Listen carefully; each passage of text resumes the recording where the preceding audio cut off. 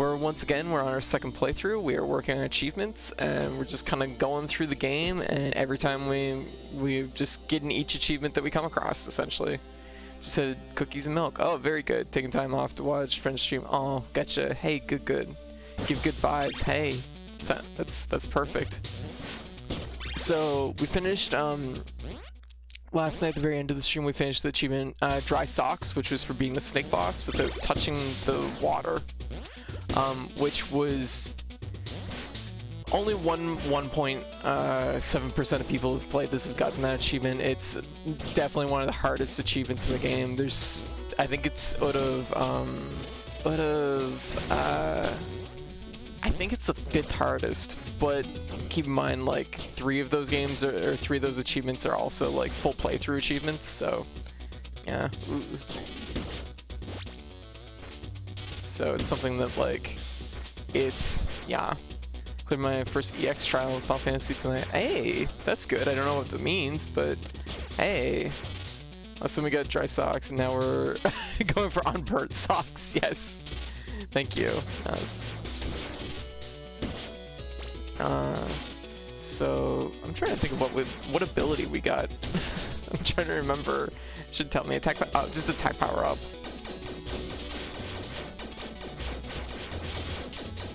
Well, that's not easy to deal with. Yeah. Bucket Blaze Day. Ordering Indian. Gotcha. Very good. I actually had a really good meal earlier too, so. I'm like, I had a really good meal earlier. I have nothing to complain about. Oh, okay, there we go. I was about to say, we don't go back up, do we? That doesn't seem right to me. Quick question. What are your thoughts on streaming JRPGs? Okay, so this has always been a thing for me that I've felt very strange about. I don't know how to best approach streaming JRPGs. I did stream one JRPG last year, which was Final Fantasy VII Remake. And it was actually very enjoyable, so it's something I might consider doing more in the future. But I do think JRPGs are extremely hard to stream. Unless you're streaming them like from a mechanical level where you're just like skipping everything and, you know, that sort of thing. But I feel like that defeats the point of streaming a lot of JRPGs, so. I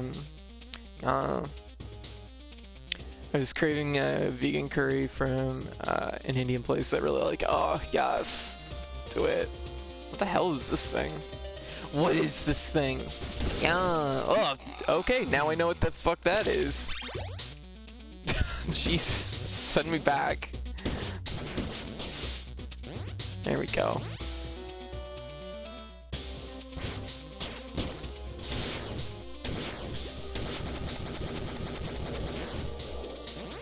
Final Fantasy X is the comfiest speedrun I've ever seen. Just 10 hours of video game. That's 10 hours for a speedrun? Really?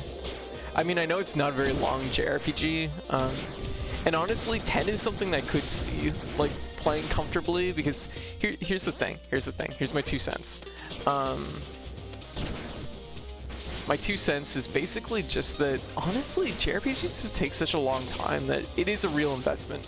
If, for example, you're playing a game and your stream just isn't feeling it for, you know, whatever reason, then suddenly you're kind of, you know, you're in the middle of this JRPG, right, that you're just, like, gonna have to drop, and then you have some people that might want to see the end of it, and other people that might just be like, I don't care about this. Like, the investment on stream time is very, very high, I guess is the gist of what I'm trying to get at.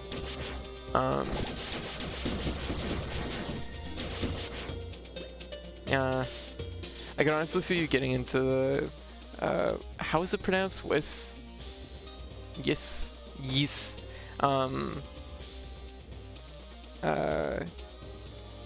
30-hour or so game with a very fast-paced action-heavy game.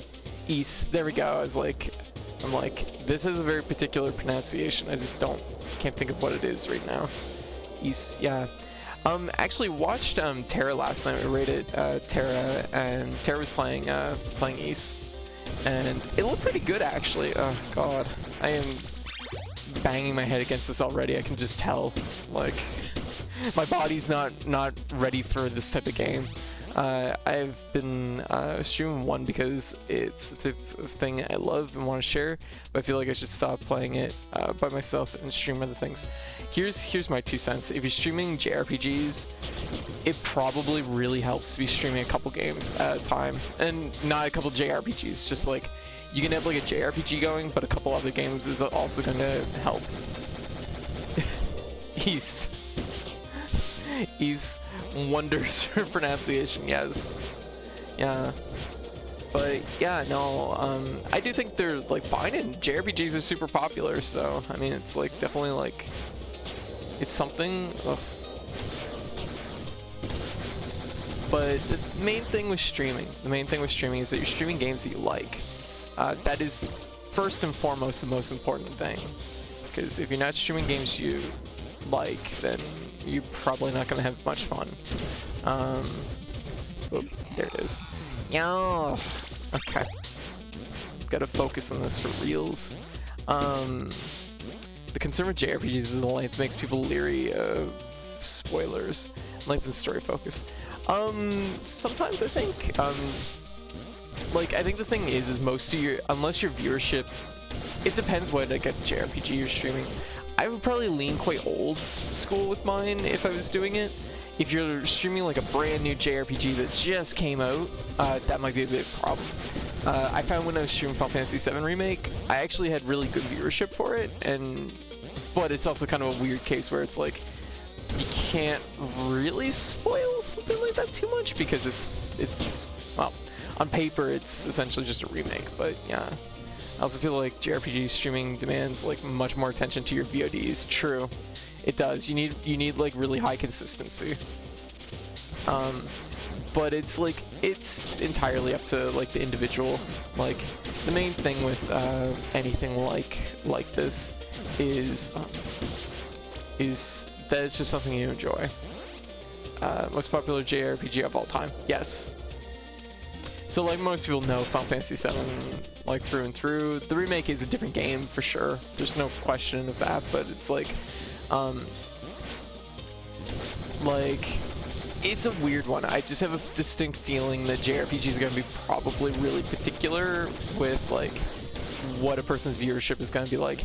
If you stream something that's really popular that a lot of people have played already, you're probably going to get pretty decent viewership. If you're streaming something that's brand new that not many people have played, it's probably going to be more rigid because a lot of people, I think that how to put it, people that play or, you know, play JRPGs all tend to play, like, how to put it,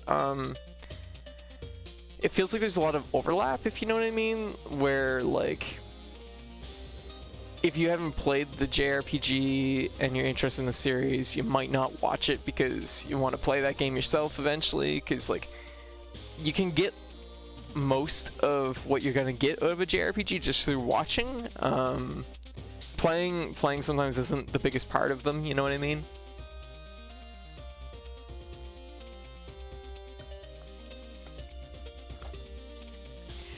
Gotcha. Yeah, I actually did stream Undertale forever ago, Wang Fu. And it actually went pretty good for me, but it might have been early enough when the game came out that like it wasn't too much of an issue. It was a very enjoyable stream. I actually thoroughly enjoy Undertale.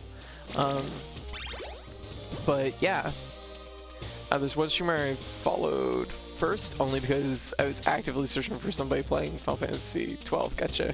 Yeah, I streamed Undertale forever ago. It was way back. Super good. I don't distinctly remember having too much trouble as far as, oh, here we go. Okay, here's our achievement. So let's see if we manage this. Yeah. Whoa. Ah! Nope, I fucked it up. Yeah. It was super fun, but the game feels like another unique case. It's true. It's true. Undertale's a beautiful game because, like, it's paced nicely for streaming, and it's also, like, yeah, the combat's closer to a shoot 'em up for sure. It's paced nicely for streaming, and it's also, like, it is, like, interesting reactions to the game. Like, there's just so much fucking, like, hilarious things that happen. I actually did stream Deltarune. I feel like it was a week or so after it came out. Deltarune was really fun. Deltarune is definitely more, like, linear and kind of almost more RPG-ish than Undertale. But, like, once again, it's a case of it's a good streaming. I found it was a good streaming game because you'll have interesting reactions to things just because it's the way the humor is in it. Alright, let's try this again. Okay, our goal here is not to touch the floor. But, oh, fuck me. Yeah. God, I remember, oh, fuck. When that came out, I had half a day for a meeting and just ended up going, this is gonna be my afternoon now. Gotcha.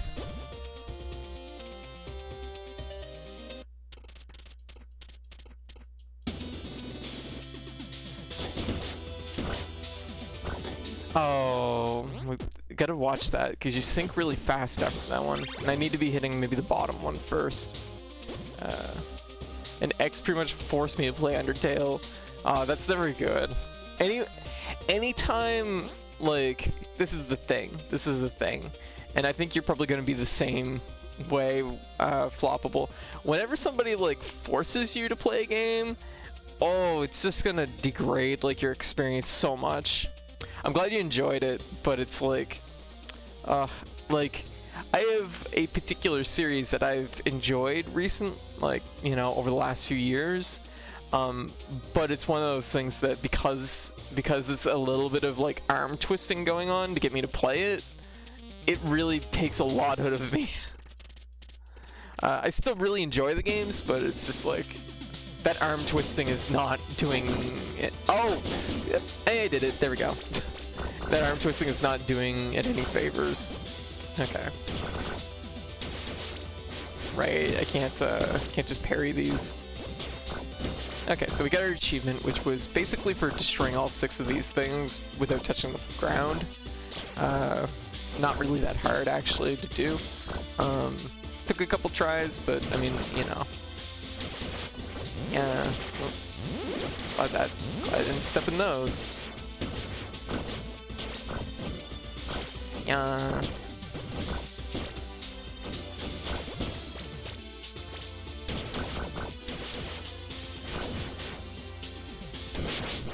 There we go. Actually, not a particularly hard boss in hindsight. If I would recommend something, I try to discuss exactly what it is exactly. I try to avoid aggressively recommending anything to anyone since I feel like I'm responsible for it and then it's my fault if they don't like it. Exactly, and that's how I feel about it to Wang Fu.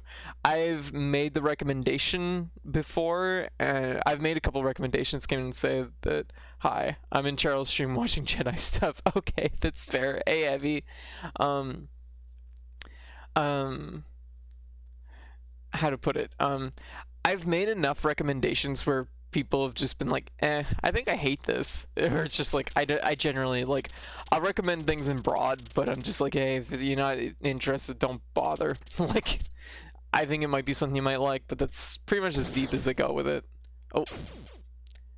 Got bonked against the wall. Rude. And we're gonna have a flashback. For Undertale, it's kind of same thing with Final Fantasy VII. I've been exposed to them so much, I'm doubting whether to even play them anymore. Yeah, I could see that. Undertale, I think, like, if you give it a couple years and you don't feel like it's too, like, mentally fresh, you could probably jump into Undertale just fine. Hey, Falcon, how you doing?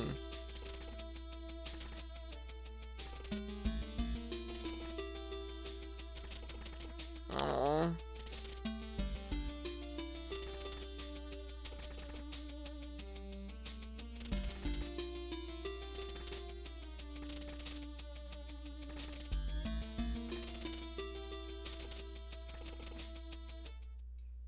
Holy shit, I just realized something. I just realized something in the plot. And this is so dumb, and I should have known this for, like, a long time. What are we gonna get? We need item. I forget what we get from this one. It's parry? It's parry? It's parry. It's parry. It's parry. Yeah.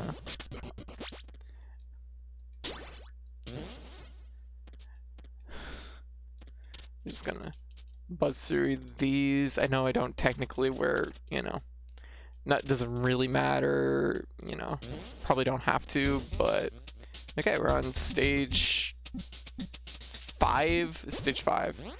Okay, I can get rid of this achievement here that's already done. That was an easy one.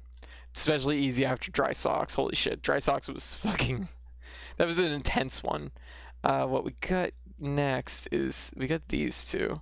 Both of these, I'm going to just put them together because they're essentially the next two we're going to work on. And then we're going to have another hard one. And that hard one is going to probably tail off the game for tonight whenever we get to it. Yeah. I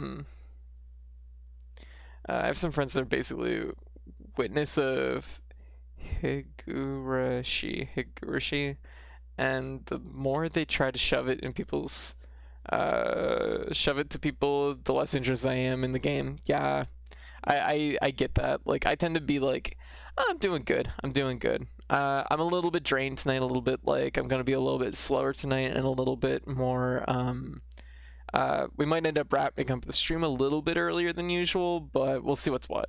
I actually met someone who had no knowledge of Final Fantasy VII in the year of Luigi 2020, and I was shocked. Here's the thing, and this is something that, how to put it, there's a lot of people at this point that were born after Final Fantasy VII.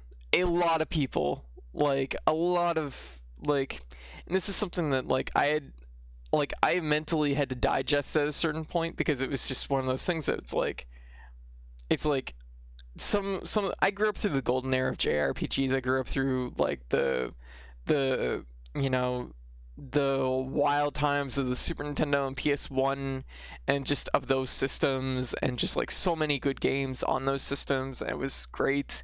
And a lot of them have, like, hold dear memories to me, and they feel like classic games. But I've had to realize that, like, a lot of these things that I've held dearly, they're of my generation, right?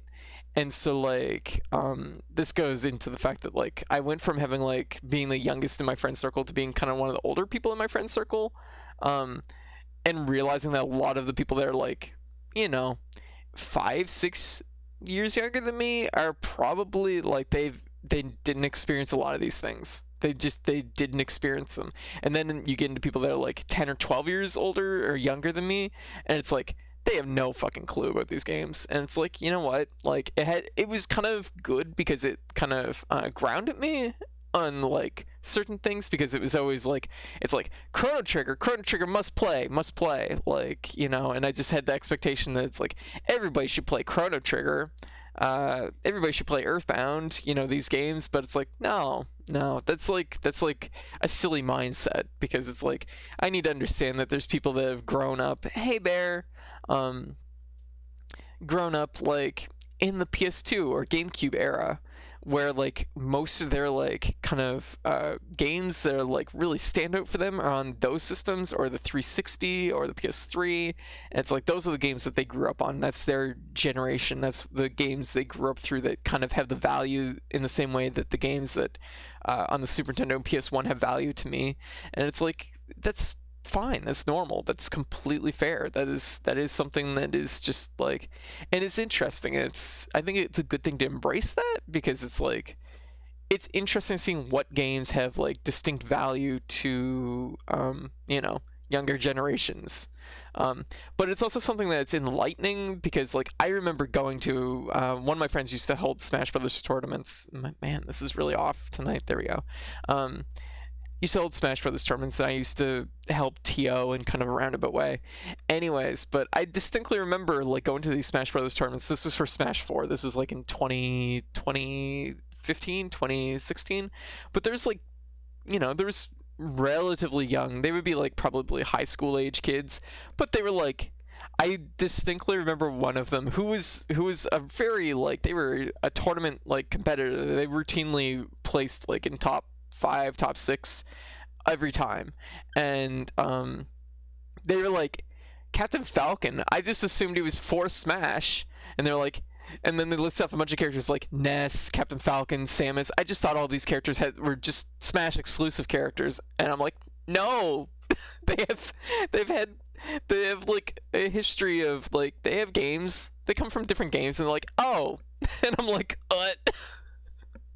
But it's fine, because the thing is like, if Nintendo doesn't release, it's pretty easy to miss F-Zero. There hasn't been a game in ages. Exactly. And the thing was like, for them, like, for their age, they would have been, like, born, they would have been, like, 2 when F-Zero GX came out. Of course they didn't fucking play it, and of course they didn't play all the old ones. It doesn't matter. Like, it's, I'm 22, and it's fun to see. You're 22, Hannah? Oh my god, you baby. Other people of my age that aren't from here get surprised about how the PS1 was and what I grew up with. Gotcha. I see. Hey, Fox baby. Hey, mine's more recent. There's a weapon called Infinity Blade in Fortnite, and all I think about is the 2011 iOS game. I feel old now. Yeah, actually, Infinity Blade. Yeah, I recognize that name. Hey, Little Rabbit. Hey, at this point, Captain Falcon may as well be a Smash character. He's been, yeah, that's the thing. He's been in more Smash games than his own games at this point. I mean, Ness is the same thing, and I mean, a lot of the characters that they were mentioning, I was like, oh yeah, like, like, it makes complete sense. Like, if you think about it in the context of, if you grew up, like, if you were born in, like, 2000, 2001 or whatever, like, some of these games, you would have been a baby during, and it's like, it's a case of when Nintendo doesn't put out, like, a regular release of certain games, like, they fall to the wayside, right? They eventually fall to the past, and that's where you get, like, you know, the difference between somebody that values something like Mario and Zelda really heavily as, like, their kind of childhood games, and someone that values, like, Halo, for example, is one of their childhood games. Like, there's a generation gap, and it's just, I think it's really interesting. But it is one of those things, sometimes it's very, I don't even know how I got on this subject, but sometimes it's really enlightening that it's just like, oh shit, like, it's like, of course nobody fucking remembers Lufia 2. I remember Lufia 2, but I'm a fucking fossil, so of course I remember Lufia 2. Gaming history is a big thing, and that's the thing, is it's a fast-moving history. Like, it's a history that, like, you know, it only takes, like, a run of, like, it only takes a run of, like, a year to, you know, it only is a run of a couple of years, and you have, like, fucking, you know, tons of games that make up that, like, that arc. You know what I mean? Like, a single console generation can, like, describe, or like, a single console generation can really, like, set the pace of what a person's expectations are from video games, I guess. No one here grew up about the Magnavox Odyssey. The ancient cave, and that's the thing everybody knows from Lufia 2 or remembers from Lufia 2, but they don't necessarily know it's from Lufia 2. That's an idea. The ancient cave is something that's transcended, like, its source, which I think is really interesting, because, like, people like know Lufia, or know the ancient cave. They know the term ancient cave, but they don't realize it's from Lufia 2. They just know it from ROM hack, like roguelike ROM hacks and stuff. I was surprised when it got on TV, featured a game historian. I was like, damn. Yeah, and that's the thing, is we have to keep in mind, like, this medium is like 30, 40 years old at this point, 50 even, like, at the upper limit, but it's like, Lufia 2 was weirdly good. It is such a good game. Like, it was a great RPG in its own right, but then they just put their own fully featured roguelike in it as a bonus. They did. And the thing with that, like, fully featured roguelike, literally generations before roguelikes became popular. And it was something in Lufia 2 that just felt so goddamn good. And it was really handled well. But yeah, and also, but it's one of those things that I don't know why I'm talking about all of this. I don't know why I got on this subject. I'm like, let me roll back for a second. Oh, Final Fantasy VII. I was really into watching Ancient Cave races a little bit back. I need to look into a game to look into like Ancient Cave races or something like that, just because it would be kind of, I think, a fun thing to do. But like a lot of people don't know Final Fantasy VII at this point. That's totally legit. I know people that are, and this happened a lot during Smash Brothers when Cloud came out. People that were like, "I'm such a Final Fantasy VII fan," and you know, it's like, "Oh, cool," and they're like, "I'm so eager to play the game," and I'm like, "That make fair enough." They're like, "I'm such a huge fan of Cloud. I can't wait to play Final Fantasy VII." I'm like, "Yeah, that makes sense." There's nothing wrong with that. There's nothing wrong with that. The thing is I have to keep in mind that like this is somebody that was like 20 in 2015, so you know they were barely just old enough to potentially maybe play Final Fantasy VII. Kind of got me into Final Fantasy 4 free enterprises not long ago. Gotcha. Yeah, Emily runs free enterprises like constantly. You know what? Even though I'm not that keen, I actually do like Final Fantasy 4, but I couldn't imagine running like something like that all the time. But I have to admit, it's super interesting to watch. My first contact with roguelikes was fucking Ehrgeist. Holy shit, that's right too. Ehrgeist has a fucking roguelike mode. Insane. Free Enterprises is its own game at this point. It really is. There's no question. But it is like just interesting how like when I watch Emily play it, Poorly Drawn Bees, it's really interesting how she like picks apart the game and knows how to, you know, where to go and what to do. Hey, Lifeline. Hey, yeah. But yeah, so I guess like the thing is it's like I've had to like temper my expectations around the notion that's like there's games that certain people are just not going to have played at a certain point. And honestly, I find the window is usually about 10 years. Every 10 years you'll have like a gap for like how likely it is people will have played X game. The Mario RPG randomizer is another one that's pretty fun to watch. I wonder what would be randomized in that game. I have such a hard time picturing it because it's like those maps are really like structured, if you know what I mean. Like they had to fit together like almost a certain way. There's an open world randomizer for Final Fantasy IV that has a lot of independent coding work done on it for ease of use and customization.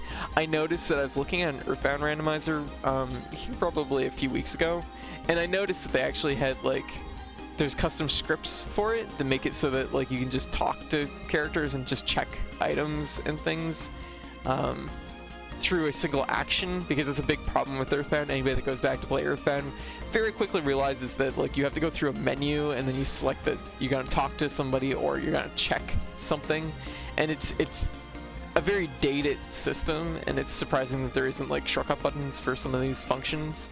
But it's one of those things that's like going through these extra steps, or like even dealing with your items, like sorting your items, and like in the randomizer they have these all like coded so it's like way better quality of life changes for like handling your item management and doing these sort of things. Yeah, it's classic command menu from old Dragon Quest. Yeah, it is, and people forget about that. Honestly, even for myself as somebody who used to play Earthbound like all the time, I even forgot about it briefly. No. But anyways, let's get back into CyberShadow a little bit here. Alright, so we're into Area 5. The next two achievements are both tied to bosses in this section, so yeah. I don't even know what to do it. It's slime that makes robots.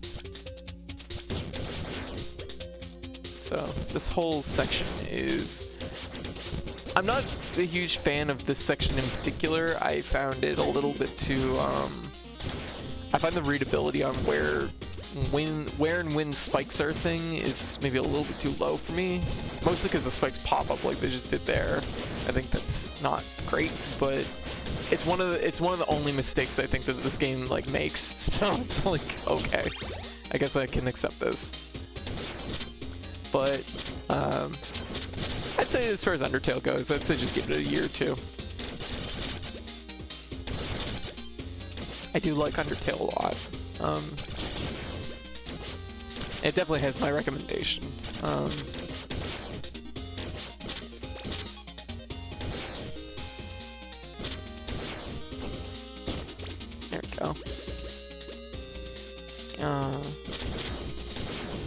Ow. See those little spikes there? There was a 0% chance I was gonna react to those. Oh, wow. But, yeah. But more and more, I guess, like, I understand, though, that it's, like, you know. Also, it's something that I guess, like, on the same topic, though, as far as recommending games to people, I usually just give, like, a soft recommendation. I'm never, like, pushing anybody to play a game where it's like, you gotta play this game, it's so good. Like, I'm very rarely ever like that. Here we go. Hey, made it to the checkpoint, first try. Hello, little friend.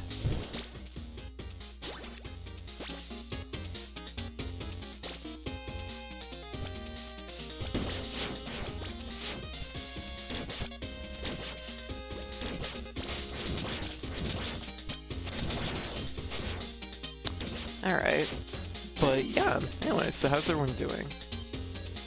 Yeah, I'm feeling a little bit better. Streaming always makes me feel a lot better, so yeah. But I'm definitely like, I'm low energy tonight. See, look at this bullshit. Why is the spikes coming up out of that spot but not this spot? It's not, you can't just like look at the purple slime and say, oh, that's got spikes coming out of it. No, it will vary.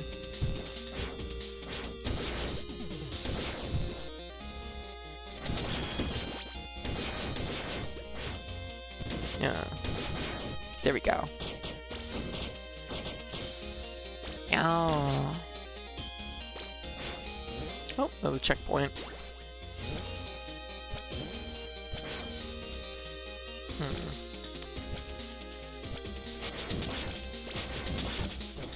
Oh, eat that one. Oh, ate that one. Ate that one. There we go. Gotta get that extra press in. There we go. And I'll be able to dissect how much I love Undertale on its own merits versus how much I love it because it came to me at the time in my life when I needed to hear the message of radical love. Aww, that's so sweet. You know what? That's fine by me. Hey, there's nothing wrong with that. And sometimes that's the thing, is a game can just like show up in your life just at the right time and it can mean so much to a person, right? And I mean, sometimes it's like a case of like, it's like this game means specifically a lot to me, even though I can't necessarily say that it'll mean the same thing to everyone else, you know what I mean? But yeah, I can see that. Like, oh, hello, what is this? Breakable wall there that I don't think I guess I knew about that one. It's like, I don't think I knew about this. Oh, felt it in my bones. It's like, oh, I'm gonna get ricocheted back. I'll take it.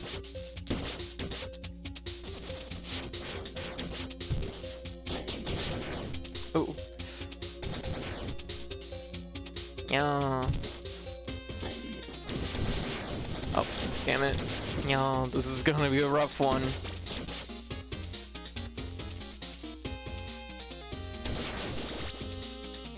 God, I wish I had Blade Slash right now. Such a good ability.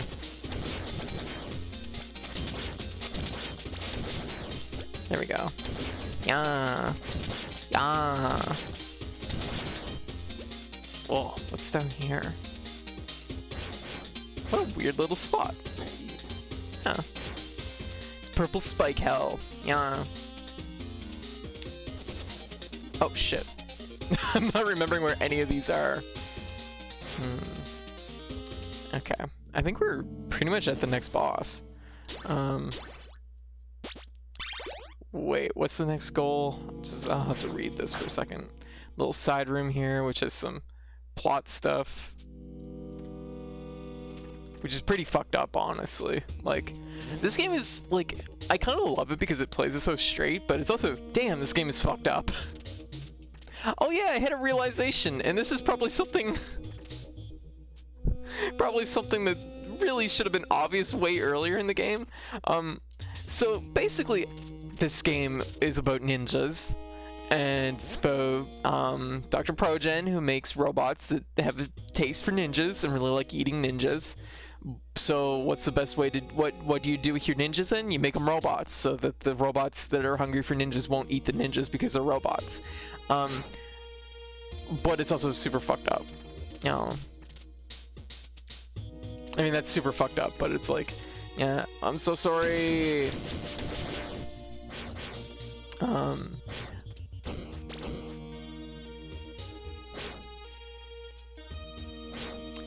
But no robo-cannibalism allowed, exactly. So, here's the thing. You have your little, like, friend. He hasn't shown up recently. He's gonna show up soon, though. You have your little friend, Legion. I just realized that, Geo from the, like, the cutscenes, the flashbacks, probably is Legion. And I was like, this should have been so obvious so much sooner. I don't know why I didn't realize that. It's like, oh.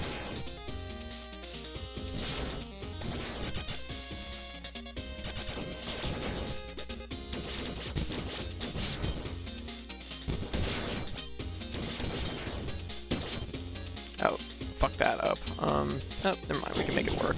Oh, fuck, or we can just take a spill. There we go. Because we want to go up here.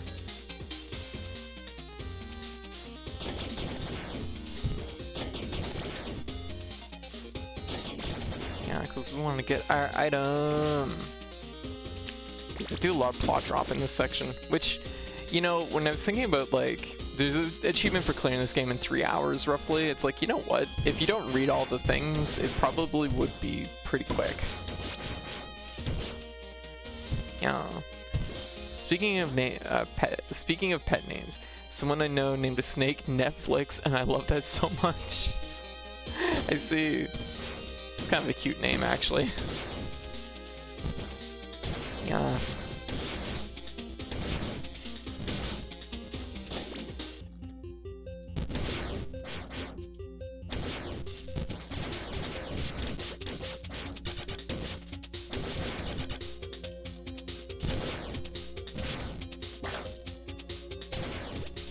Go.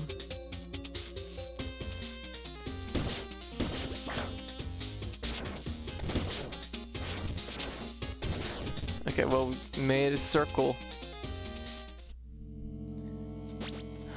There we go. I honestly have no idea, but I think it's very divorce of context. Fair enough. Oh.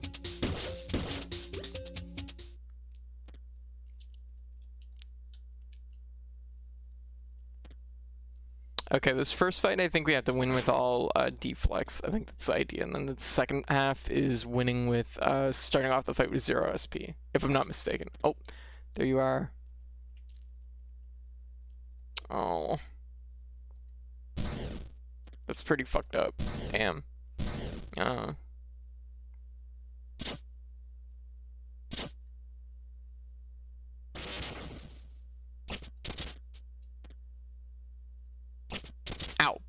Right?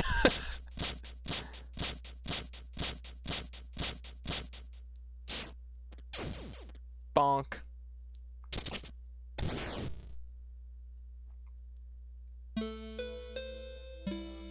And the flashback.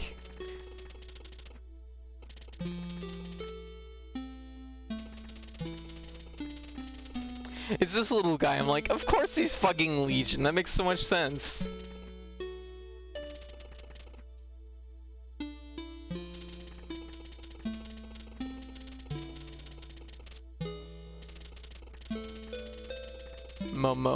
Momo GG, or Radish.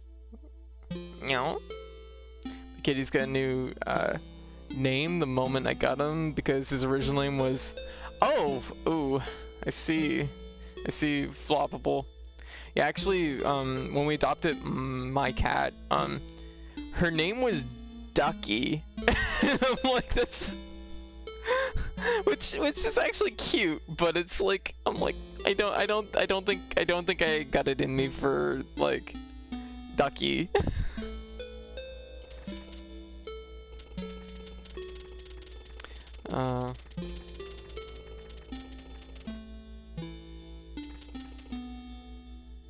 She really doesn't. She doesn't have like. She doesn't resonate ducky energy.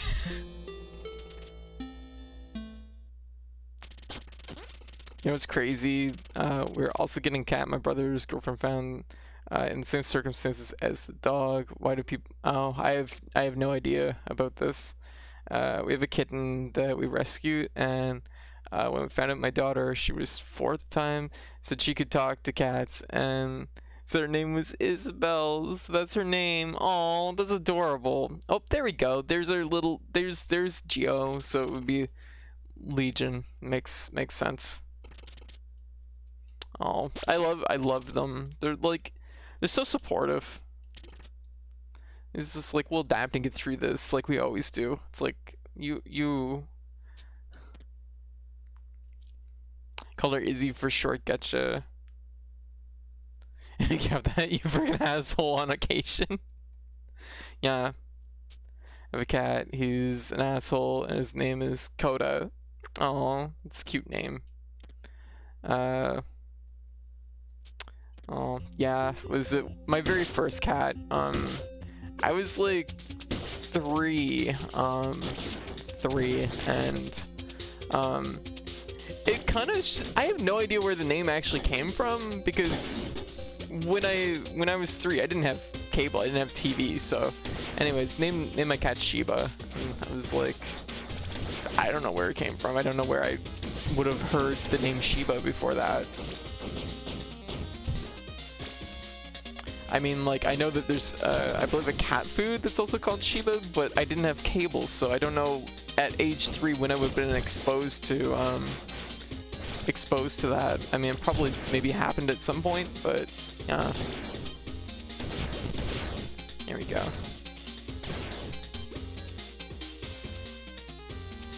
My kitty's name is Bumpy. He also goes by jerk face or piece of shit on occasion. Jeez. Jeez. Oh, hello. A little bit of extra health.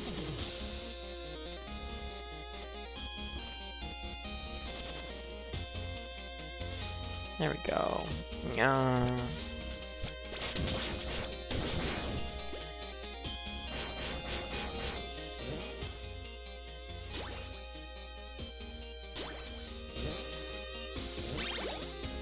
Take that.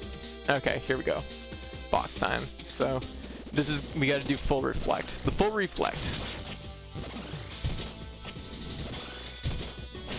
Oh, you can't reflect those, I guess. Oh, that's something we just learned. Oh god, this is gonna take forever. Reflecting everything. Oh god. Oh god, I'm just gonna die now. Oh wait, you can reflect those. Or what?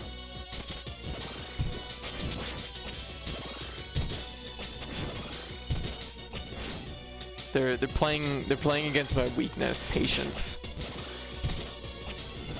This is a tough thing.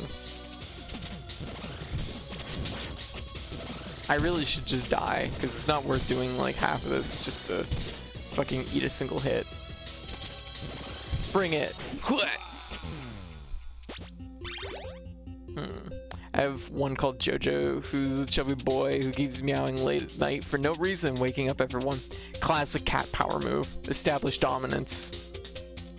Yeah, when I was 9, I got a cat called Peep. I no idea where it came from. Aww. Hurts the...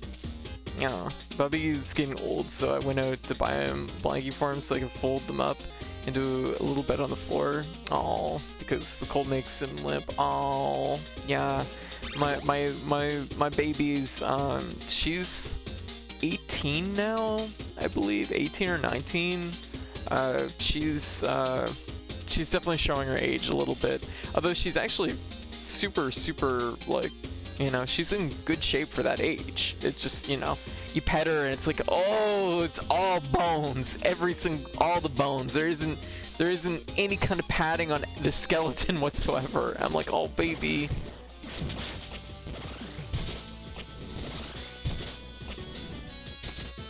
Yeah, they get pretty skinny once they like get into like the 15, 16 range.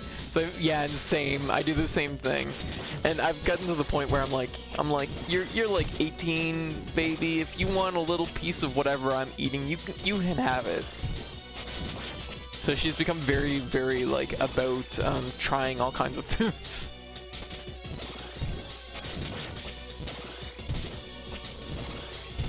Yeah.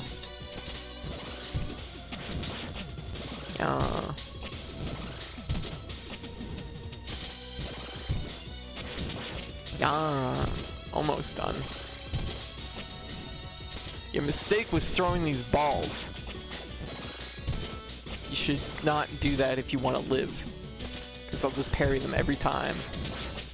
Also, you threw. Oh, that was a weird one. It didn't actually go for me. Oh shit. Okay, now now we're getting into a problem.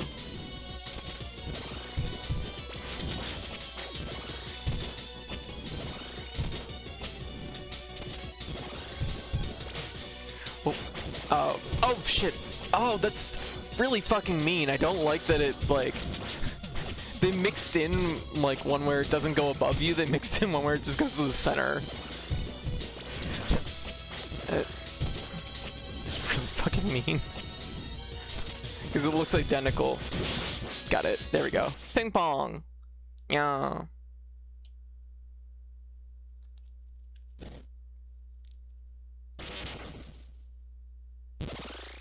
This game looks Chef's Kiss. Wow, the same team behind Shovel Knight. Actually, funny story about that, Ikyo.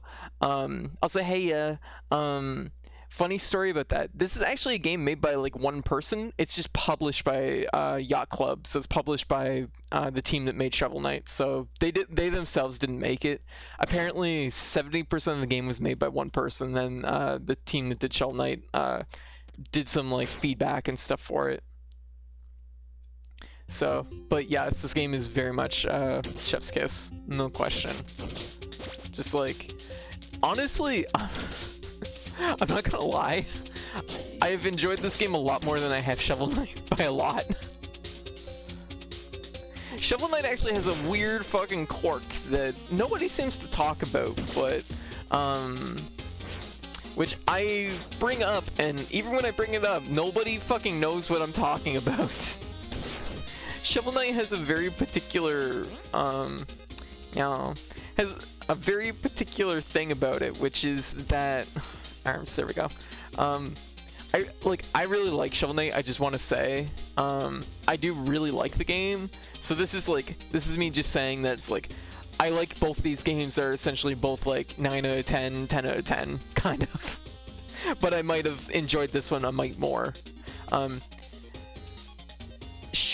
Here's my 2 cents on Shovel Knight, and this is like kind of ridiculous, but it's also like a thing.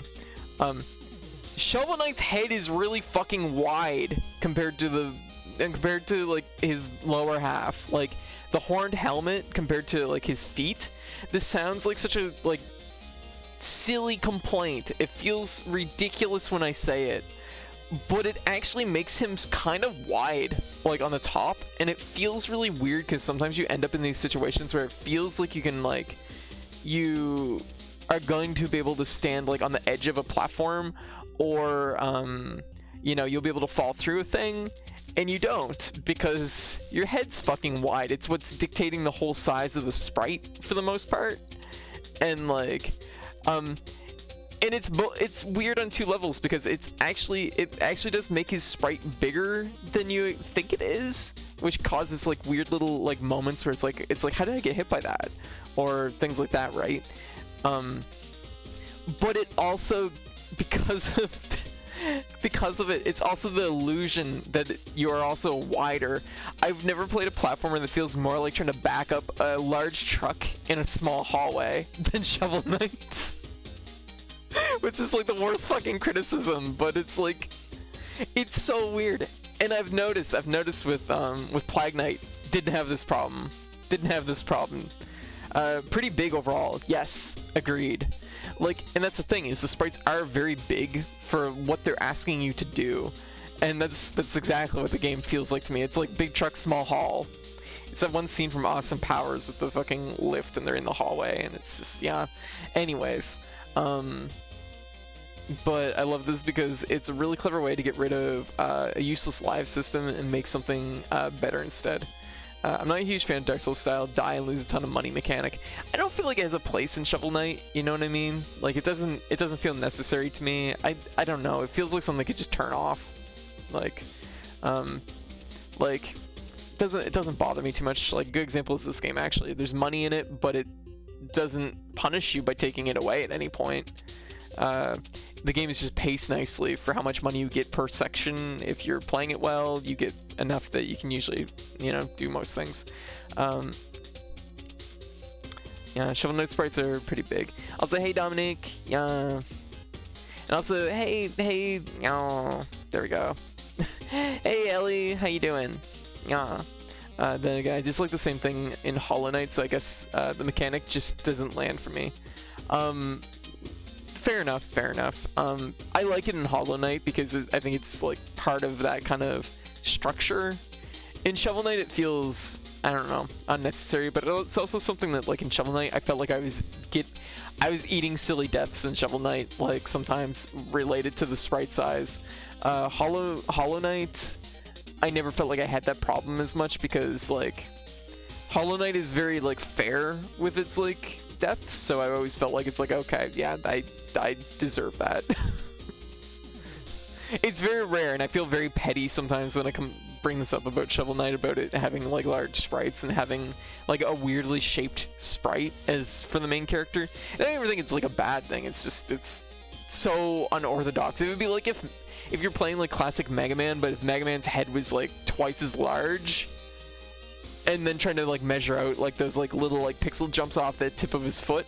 Like it makes it harder because your expectations of where the size of the sprite is like skewed by the size of his fucking head.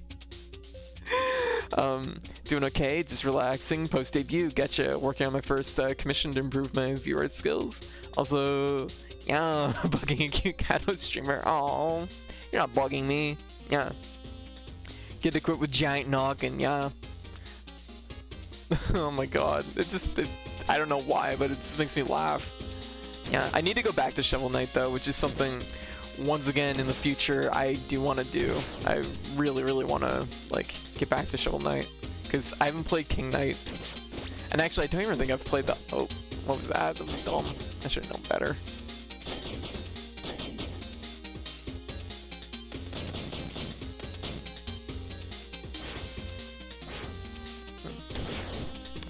Yeah, should have guessed as much. You see these spikes? This is my one critique of CyberShadow. These are unnecessary. You could just have them stay out. It looks really silly sometimes when you're like It's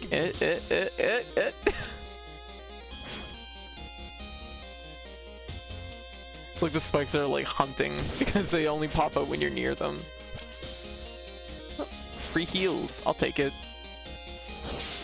Have I ever played Azure Lane? No, I have. Actually, that's not true. I did play it for like a little bit. I didn't have a mobile device that could like handle it. So like it played just chunky enough, it pushed me out of it right away. I think I like Spectre Knight the best in total. He's super powerful and has a really fun toolkit. Gotcha. Yeah, see, I don't even know. I don't think I played Spectre Knight if I'm really thinking about it.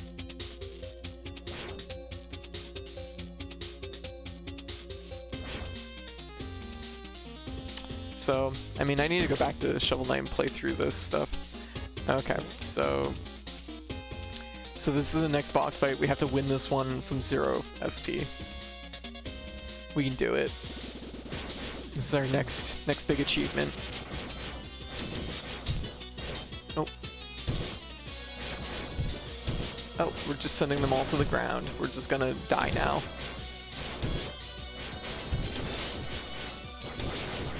Oh. But yeah, I'll have to get to that sometime. Oop, no, you don't. It was close. Alright.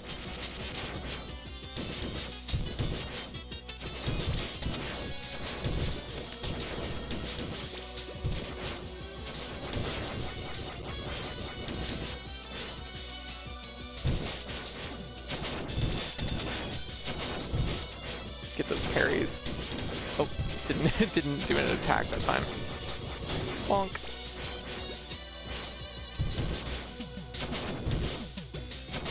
I'm surprised they didn't make the parry achievement for this boss. Oh.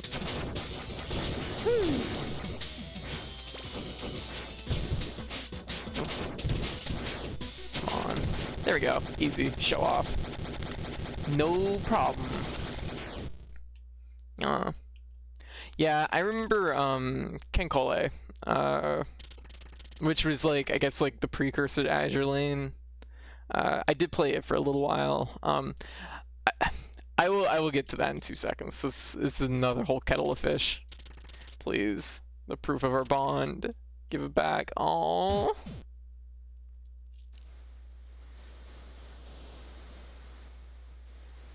Aww.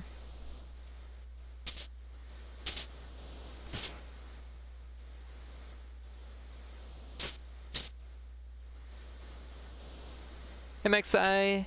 Hey Hive. How you both doing?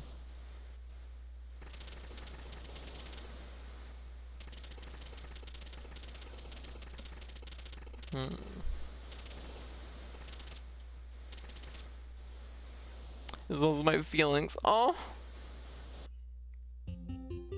Oh. Okay, so we're gonna save Blade Extender. I could have gotten that. That would have actually been a reasonable thing to have. Whatever. Too late now. We did it with our short sword. Our short baby sword for babies. Alright, so what's next up on the achievement list? Cause we got those ones done. Which, honestly, both of them are pretty easy. Oh, the next one's another hard one. This one is a little bit out there.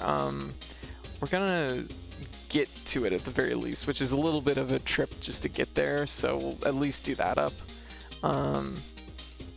But anyway, so yeah, Azure Lane, Kenkole. I haven't played Azure Lane, so I don't really know as much about it. But it's in the family of mobile games where girls are boats. And you know what? I actually do really enjoy the designs in these games. Like, I feel like the designs are very memorable, and they're just cute. But I haven't played Azure Lane. I just don't think it's like my, like, on paper it's kind of like a shoot 'em up, I guess, sort of, but it's just, it hasn't gripped me in a way that I found engaging, I guess. But also at the time when it originally came out, my phone couldn't run it, so it was like, eh. Yeah. I was like, hey Charles. Hey Evie, how you both doing? Oh, we got a head pat, yes. Yes. Very good. Oh gosh, y'all making me feel so much better today. I had a rough day today, so, God. Yeah. Yeah. I don't know if it's just me, but CyberShadow shares some mistakes with Shovel Knight. Like, there's clearly not the same, but even the game's menu. Okay, this is a weird thing, and I assume this is probably because the Yacht Club came in, I think, 70% way through the development of this game and offered their like input and support. I suspect the menu system is identical to Shovel Knight, so I think it's utilizing the same menu system. I don't know if this is a thing. I let her be last time. I think I should probably let her be this time too. Rough day. Who do I need to kill? No, you don't have to kill anybody, but it was just, yeah, I just had a case of like trans feels and just I was doing some I don't even know what you call it. Like, I was doing some cleanup, and it was like, oh, this is the blade dash, I think. Life improves dramatically after the blade dash. Oh, right, we have to go here to get it. This is actually a boss in itself, if I'm not mistaken. Give blade dash. Yes! Yes! Yeah, no, seriously. Oh, hey, they put like the shortcut listed there. They didn't. That's a new change. They didn't have that in the original version, which honestly is 200% easier than doing the double tap. The double tap, don't get me wrong, works totally fine, but it's gonna naturally be inconsistent just with how compared to doing it via using 2 buttons. It's more ideal to do it off of 2 buttons than to do it off of pressing the single button twice. Oh, well, I know exactly what you feel, sending virtual hugs. Yeah, I was going through my old footage from last year. I've wiped most of my old flesh body clips from the channel. I did save them, but it's one of those things. I don't know. It's a weird thing because it's like looking back like a year or 2 back, and it's like nothing wrong with that. And I was definitely like in a growth period, and you know, it was a good time in my life. It was memorable and everything, but it's like, yeah, it definitely, yeah. Honestly, the thing that bothers me, I think, though, is personally, like, I look at it and it's like, this is a little bit of a problem that I have, which is I literally can't see the difference. Like, I can't put my finger on the difference if my HRT has really made that much of a physical difference with my appearance, you know what I mean? So it's one of those things that, like, I get sometimes a lot of feels related to that. My HRT makes me mentally much, like, sturdier and everything, so, like, mentally, like, I suffer a lot with this feeling as well, yeah. Like, you made streams was cool. Oh, well, I appreciate it, Heavy. The full streams are still available on YouTube, but the actual just, like, raw clips are mostly junked at this point. There's some here and there. There's gonna be some clips that are just like, you know, when I'm playing something and, you know, there's the picture or the webcam in the corner. But for the most part, like, I shelved most of them. But it's one of those things that, there we go. There we go.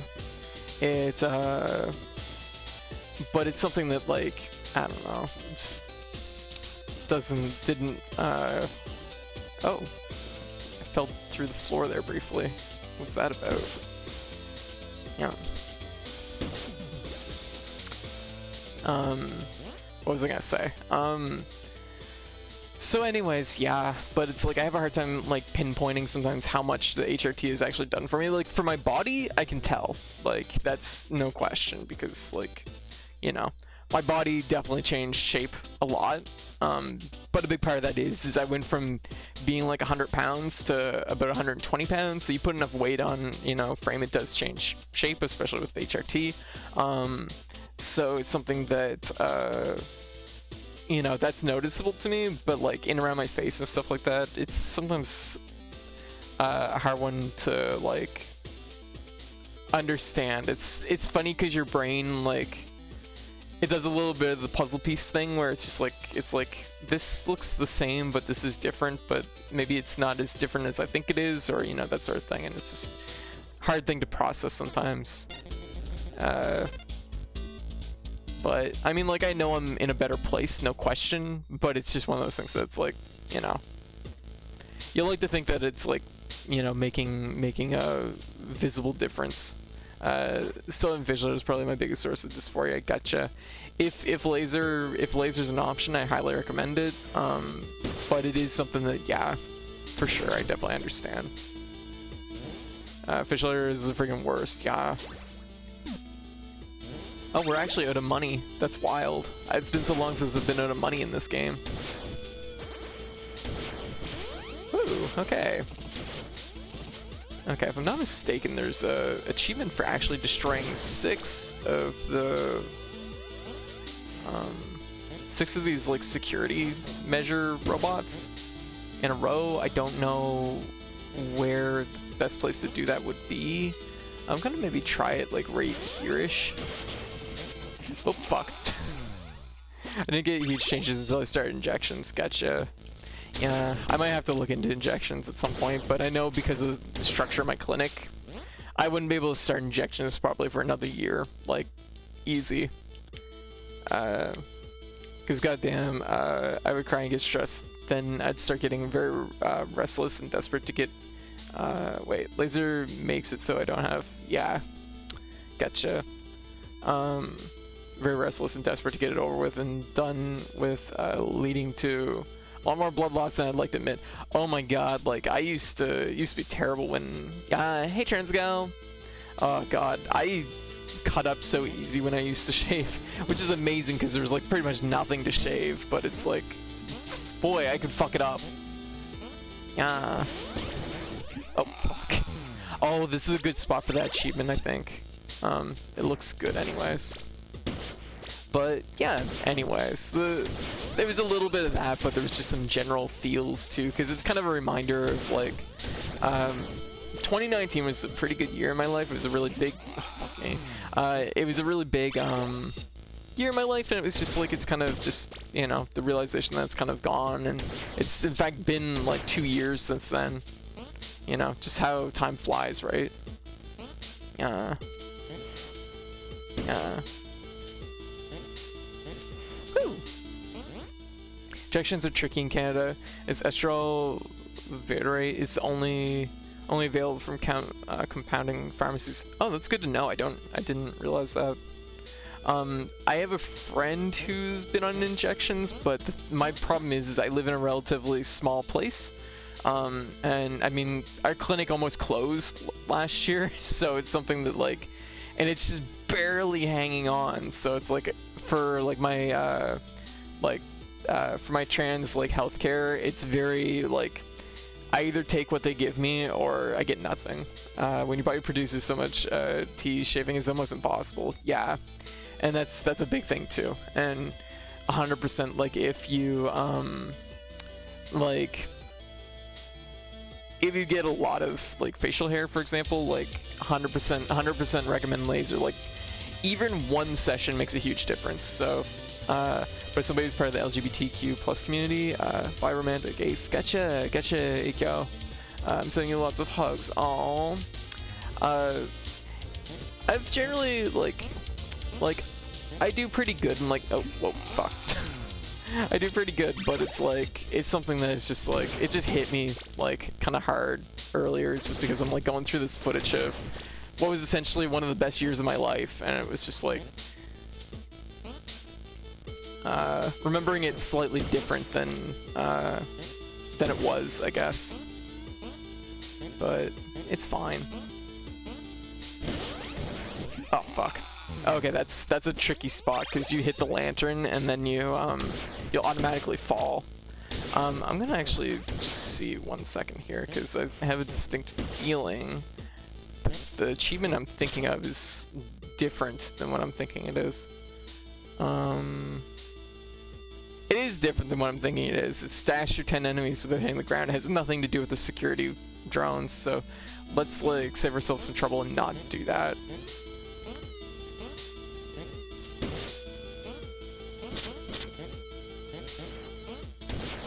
Yeah, but yeah, so it's just one of those things, just how it be sometimes.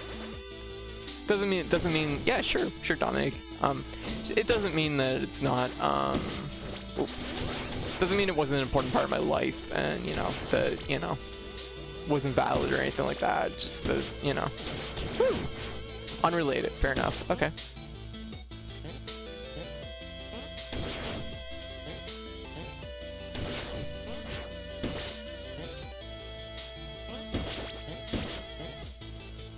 Health. Very good. Oh.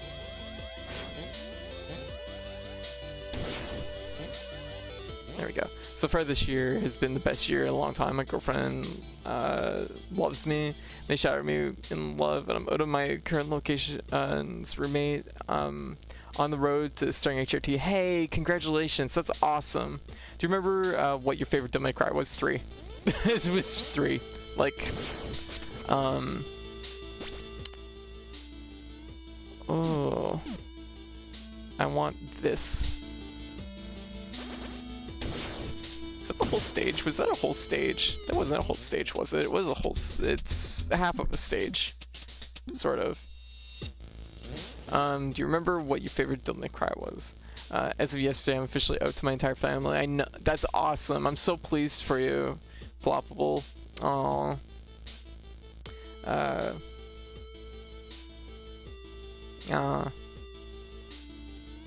I'm terrified of my mother finding out. Gotcha. Well, pace yourself. Pace yourself with things. It's something that, like, depending on, like, the situation, how important it is, you know, it's sort of like how, with my dad, I legitimately was like, I don't know if I'll ever come out to my dad. I did eventually, but it was through weird means. But it was something that, like, it didn't matter to me and it wasn't going to impact my life. Do you remember your favorite style was in Devil May Cry 3?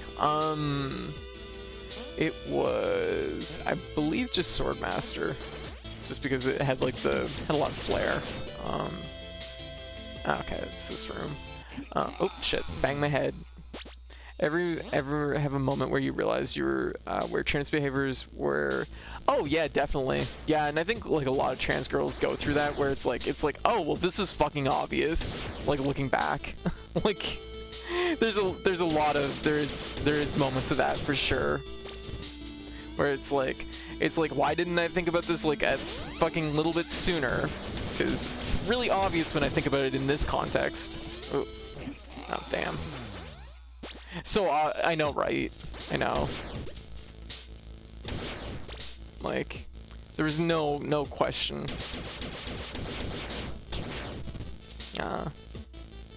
Most people I came out to respond, no fucking shit.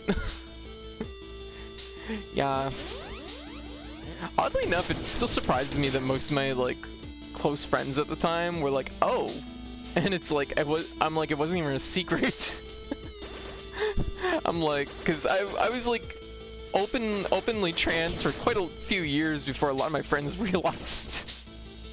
It just never came up. Yeah, speaking of code, I came out to my IRL sister. Hey, congratulations! Yes! Oh, that's very good.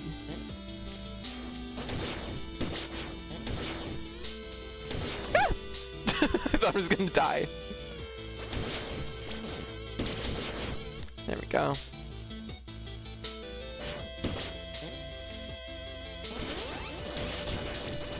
Oh, don't think I like that. Oh, we just got fucking shot in the knee. Rude. One thing I had lately was getting kind of confused remembering childhood memories because my brain autocorrects it to the right gender. Interesting. Like, it's a weird thing. It's a weird thing because, like, there's definitely, like, how to put it? Like, there's... For me, a lot of my life, like, I don't feel would have been dramatically different because it was just, like, I was who I was, you know what I mean? And I wasn't necessarily acting,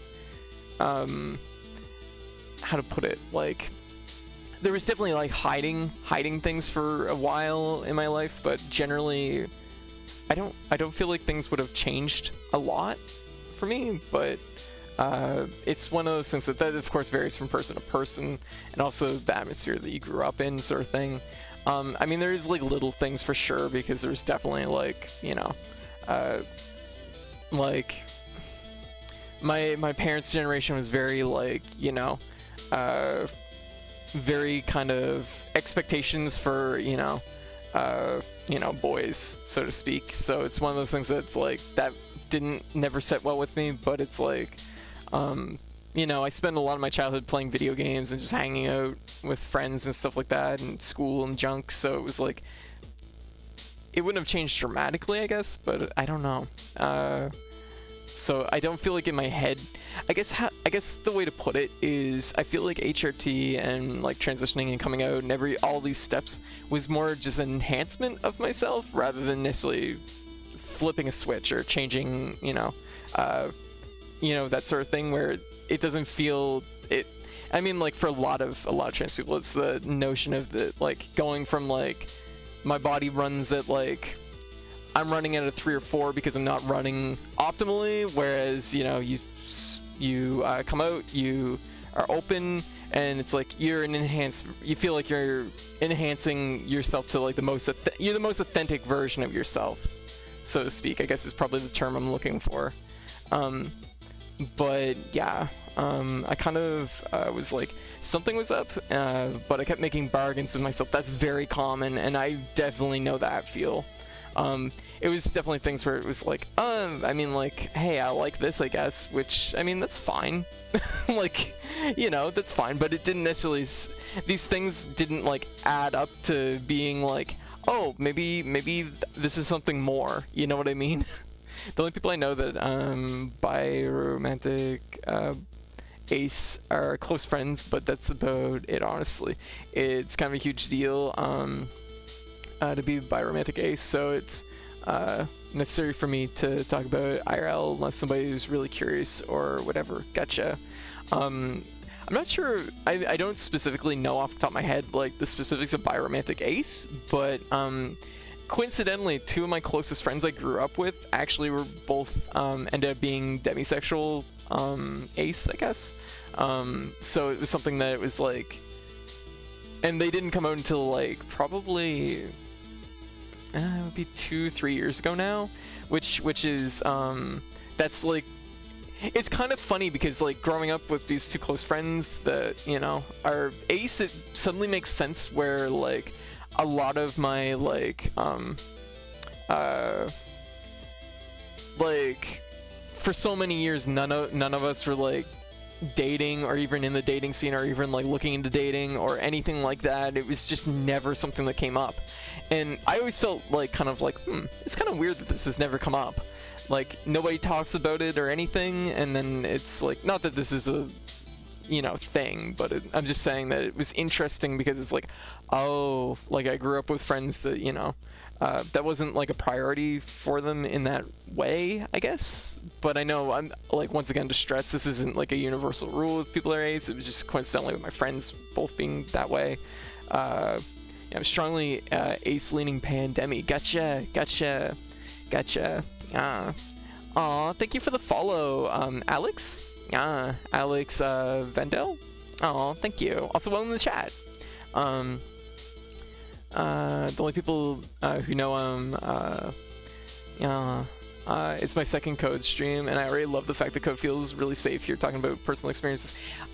Anytime. I always, like, it's one of those things, like, I play the game, like, I'll play a game or whatever, but I'm always gonna be, like, prioritizing the chat, and, you know, I like having interesting conversations and talking about life experiences and things like that, because I think that it's good to be open about these things, and it's one of those things that, there's not, I mean, it's definitely improving, but there's not a lot of, you know, trans people that are necessarily, you know, out there being, you know, openly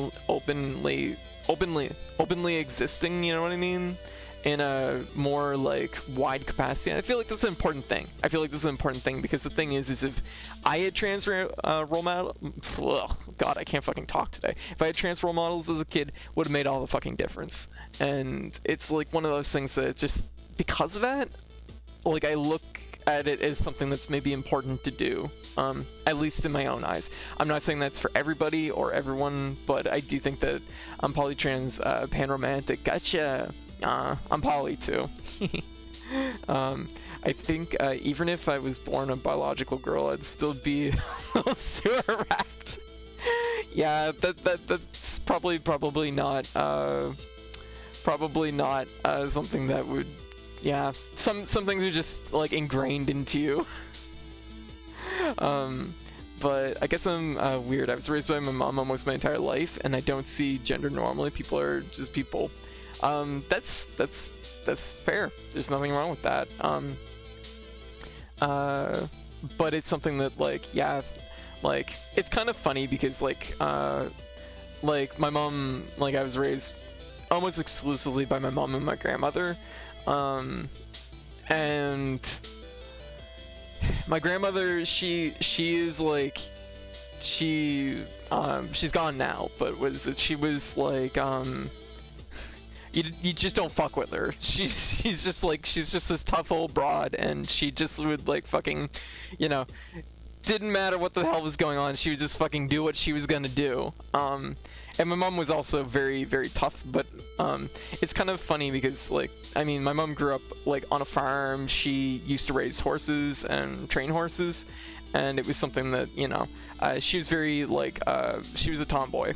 And it's really funny because, of course, like, I take a lot of those traits too, like, and that was a really hard thing for me to figure out as a baby trans person. Was like, I'm like, there's, like, I clearly like, you know what I mean? Like, there's things that's like, I still, you know, I still enjoy quotation fingers boyish activities, which doesn't exist, but you know what I mean? When you're in the mid 90s, late 90s, early 2000s, like, trans, you're trying to figure out, like, these things, right?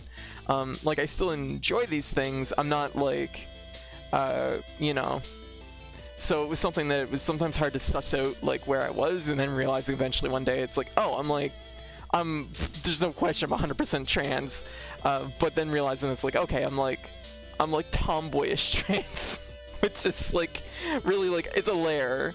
Yeah, and that's the thing is, and this is, like, for me personally, some people, you know, yeah, I feel like I started living after coming out. Yes, 100%. That's how it felt for me too. Even though in general sense, I just get, I'm just getting worse mentally, but at least now I'm a little better with myself. Gotcha. Well, it's one of those things that, like, if you can find support on that end to, you know, sometimes the thing is like, having that support circle and having, you know, people that can kind of, you know, support you in, you know, your more, yeah, pardon me, sorry, on the mental end is, like, still a lot to deal with, I guess, is where I'm trying to get with this. So it's something that's like having either options or a support system, or even just good friends you can hang out with and talk to and, like, vent about these sort of things is always important. So, oh my god, I love PSO2 fashion. Yes, I love PSO2. Or just the character creator fashion, yes. But the thing is also, like, I'm, like, tomboyish, but I'm also, like, I fucking love skirts. I mean, fuck, I mean, like, geez, like, just one sec. Yeah. Just switch to this for 2 seconds, like, I fucking love, like, skirts. Oh my god, my body's, like, weirdly posed right now, but, like, it's one of those things that it's just, like, you know, I'm very about, like, you know, that sort of thing, but it's just, like, it's about finding what you personally are about and not having your hands go directly through your spine. I don't know why that happened, but, like, I definitely have, like, preferences and things, but I'm like, yeah. My sister told me she wants to get me skirts for my next birthday. Oh, that's so good. That's such the dream. Like, I've, you know, I got, like, in all my, like, friend circles and everything, like, I had no friends that were, like, girly girls for so long. even then, like, you know, like, so it was something that's, like, when I did finally come out to a lot of my friends, I was like, yeah, and I was like, did I get the item over here? I forget if I died. I feel like I died. No, I got it. And I mean, I know, obviously, like, it's not for everybody, but it was one of those things that was the realization, it's like, oh, there's, like, nobody I know that can, like, teach me about makeup, or, fuck me, or, you know, go shopping with me, or that sort of thing. Like, there is, but it was, like, it was such a, like, the closest friends I'd have would be, like, an hour away, and it was just, it wasn't, like, super viable, so, like, even years later still hasn't really happened, but, you know. But I'm figuring out things on my own, I guess. That's it. I did make a friend in, like, 2019 that has honestly, like, just vastly improved my life on that front. So, yeah, I'm still stupid and need to learn more things, but, you know, I'm getting there. It's normal for trans girls to phase their limbs through their own bodies now and then. Yeah, that seems reasonable, right? That's reasonable. Also, I mean, like, God, like, even before I came out, like, in full, like, oh God, I wear thigh highs all the time. I fucking love thigh highs. Like, just the best. Like, I'm just like, I don't care, like, who you are. Thigh highs are good.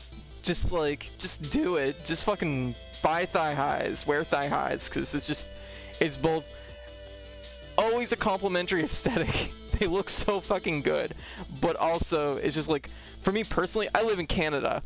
It's icy. It's fucking cold all year round. There's only 2 months of summer here, and it's ridiculous. And it just improved my quality of life so much because I'm just so much warmer. Little known side effect. Yeah, I know, right? It's funny because the way I found out I was biromantic was because for the longest time I thought I was bisexual. I'm really attracted to both genders, but when it comes to intense physical interaction sort of things, it's just a big no. Hey, that's totally fair, and it's great to know like your like limitations and where you are with those things, right? It makes me uncomfortable, which weird because most guys are constantly looking for that sort of thing, and I just like, it was never a priority. Hey, that's totally fair, and that's actually just like my 2 friends that are ace, like. It was never a big push for either of them, and you know, we all had our hobbies and we enjoyed spending time together and hanging out. You know, we'd go out to restaurants or whatever and just hang out. It was super nice. I love them. I love hanging out with them, and you know, we'd hang out and watch fucking anime all the time. It was great, but it was also something that was like, that sort of stuff never came up because it was uncomfortable for both of them. I didn't realize it was uncomfortable, but it was just like, you know, I didn't realize. But now that I, you know them both better and know better where they are with that sort of thing, like, I do my best to respect that. I don't have friends here. I don't have much money to buy some nice things. Oh, well, hang in there, okay, Hannah? Hang in there. Things can improve. I'm in the same deal that I have no one IRL to teach me things, so I'm just kind of here. Gotcha. Yeah. I mean, it's one of those things that, like, I'm sure, like, there's probably some, like, low-key stuff you can probably learn from, like, your girlfriend or, you know, this sort of thing. But it is something that, like, honestly, when it comes down to learning a lot of things, sometimes you just have to put your, like, it's, like, for myself, like, I just had to watch a lot of tutorials online, watch a lot of makeup tutorials, lots of things. Makeup tutorials fucking suck, I will say. They're just awful to watch because it's, like, you know... You'll watch somebody like doing their makeup and they're like, oh yeah, just use this fucking eyeliner, it's like $160, and it's just like, just a little bit of it each time, and I'm like $160? Are you fucking kidding me? But it's like, I understand better now that it's like, you don't need the exact thing, just like whatever your pricing range is, you know, that equivalent, you can like you can still utilize the technique. Is negative 17 right now? Yes, I totally agree. Thigh highs, yes, to do that. They always roll down on me. Gotcha. I mean, there's always garters. Garters are also very nice. I don't wear them very often though, but it's like, garter belt is really, it's cute, but yeah, it's not something I wear a lot. I have every intention to get into thigh highs. Do it! It's so good. Like, they always roll down. Yeah, it's something that they'll naturally roll down a little bit, I find. Of course, it depends from person to person. Also, depending on what size you're getting. Like, because like, what I've noticed from a lot of my trans friends that are interested in, like, they're like, I love the thigh highs. What's your secret to like keeping them up? I'm like, I roll them back up every so often. That's the secret. But I understand that, like, sometimes it's just a, like, you know, lag size versus sock size, that sort of thing. It's gonna vary from person to person. I mean, I'm fortunate because I'm baby and I'm also pretty much in the right size range for, you know, that sort of thing. But yeah, what is it? I think it's like Sock Dreams or something online. I guess they have really good options for sizing and stuff like that. I never found a pair of thigh highs being sold around here. For a lot of people, the best option is to order online. I love these streams when we get code, so into a conversation that the game gets paused and we just listen to her chat with listening to the background music. Yeah, that does happen, there's no question. Oh, head pat, yes. Yeah.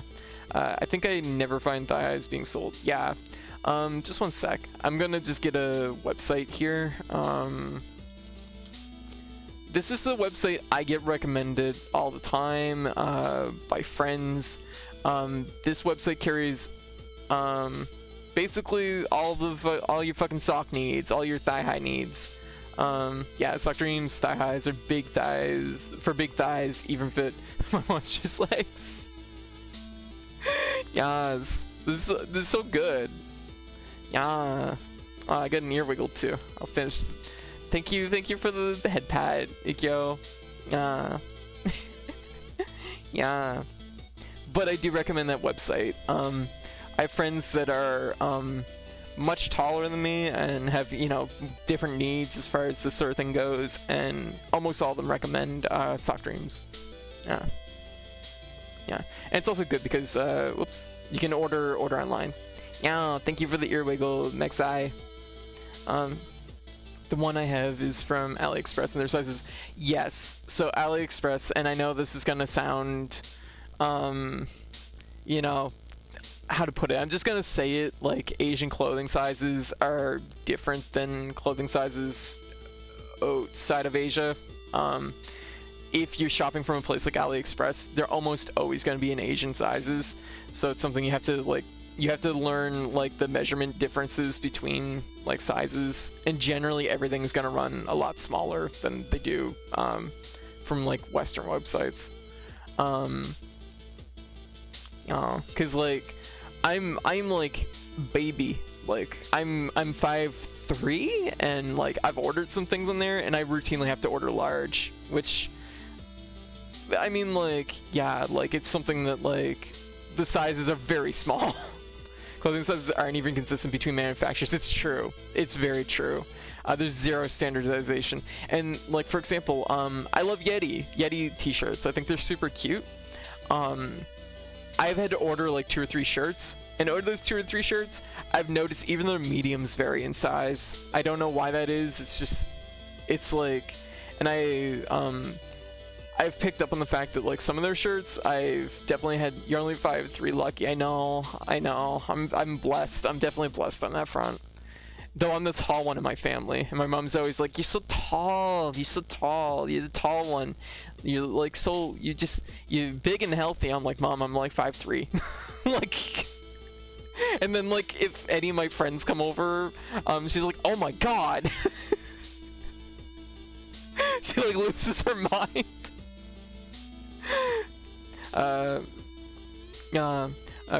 But clothing sizes are always going to be frustrating hard, and sometimes you gotta order like a couple things just from a manufacturer or from a website just to get a beat on like what their typical sizes are.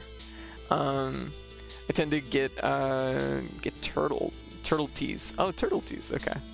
I was made fun of being short my whole childhood because my little brother grew taller than me early on.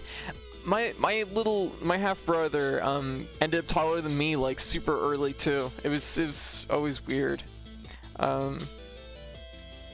I feel that a lot of I have a lot of trans friends that are definitely like, you know, 6 foot plus, and I adore them, but I understand their pain. Like it's rough. It's rough because, you know,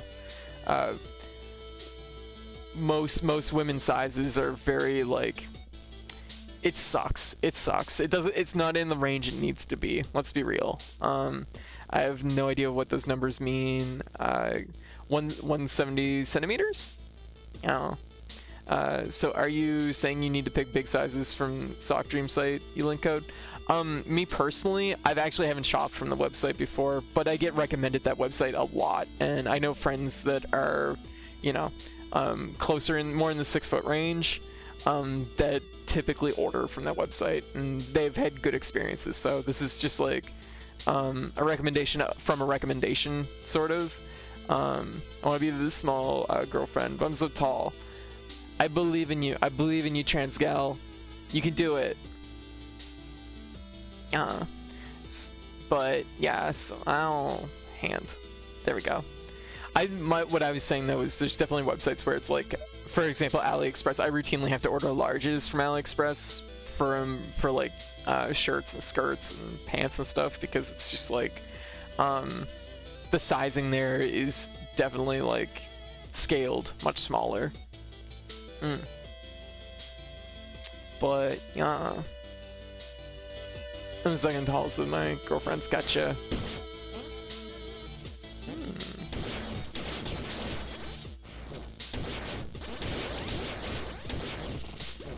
This feels like a good spot potentially for the blade dash achievement, but I don't know the structure I would have to, like the dashes I'd have to take or make to get that. Sizing on Soft Dreams is pretty good. They have a lot of measurements like circumference and length. Gotcha, very good. Also, hey, somebody, yeah, very good.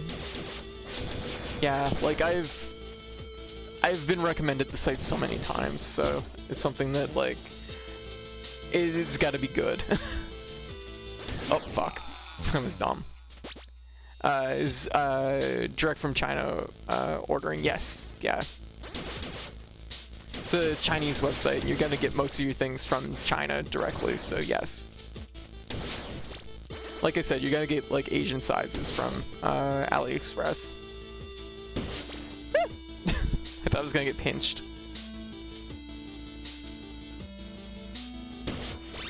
Oh, hello. Little friend, little spaceship friend. I'm like, wait a minute, what? Oh, this seems like a good spot potentially for grinding out that that achievement too.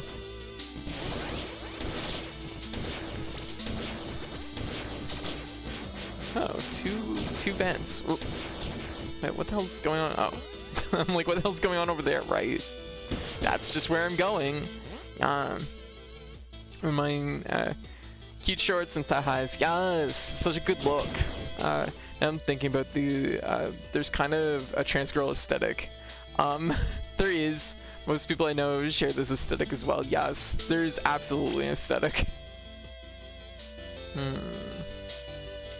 Oh, we got a boss here. Ow.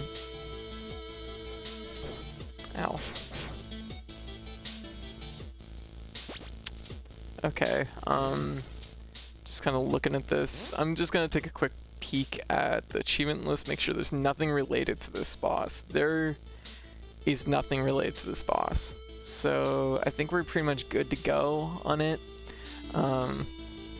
Black Dev, yeah. Mine, they look good with my current metal shirts. Yes, yes. Metalhead 2, yes. Good old Amazon recommendation. Striped thigh highs, computer science text redacted. Ah, yes.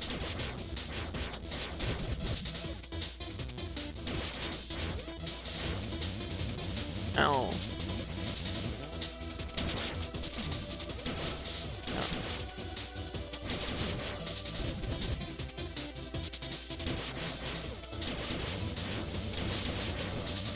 Oh, fuck. That was pretty bad. Combat boots is so fucking cute. Yes. I need to get a new pair of boots. I bought a really nice pair, and it was kind of my go-to for quite a while. But I'm like, I could go much nicer at this point, I think. Also, good pair of boots. I will say, like, good investment, because boots last a long time.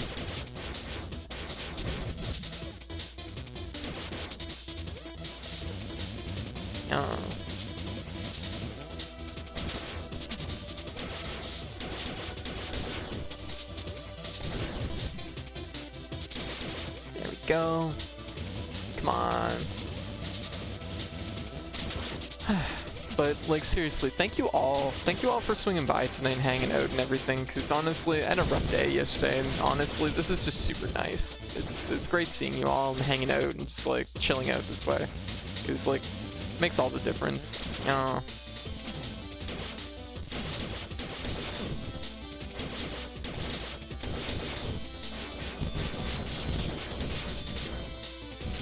There we go.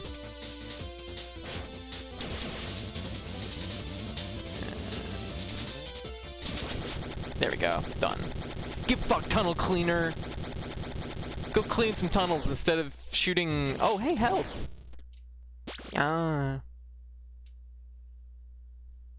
Yeah, I'm doing okay. I definitely had like I said, I had a rough day today, but I'm feeling really good right now. Head pat. Yeah. Let me catch up here. My current girlfriend tells me a lot how I dressed in high school would have made her Sims me super hard. Oh, it's a bad girl. I see. Yeah. Now it's metal shirts, jeans, and Converse. Gotcha. Yeah. God, I hated jeans my whole life, and then this gone by year, one of my cousins came home from out west, and she's such a sweetheart, but I've only seen her, like, I've only get to, like, hang out with her probably 4 or 5 times in my life. But anyway, she brought a whole bunch of clothes home for me, which was super nice. And there's a single pair of jeans in that, like, in that pile. Actually, I think there was a couple pairs of jeans, but it was the only pair that would fit, like, nice. And it's the most comfortable pair of jeans I've ever worn. It's more holes than jeans, but I really like them. So it's finally, I found a pair of jeans I like. My entire life, I could never find any that were comfortable. Turns out the secret is I just need them broken in, and also full of holes.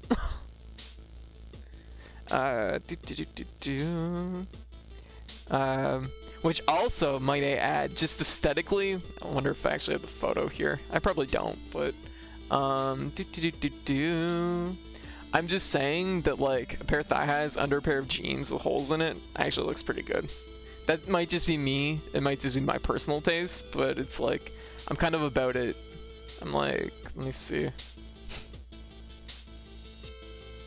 I can't find the picture. I'm not gonna look for it right now anyways.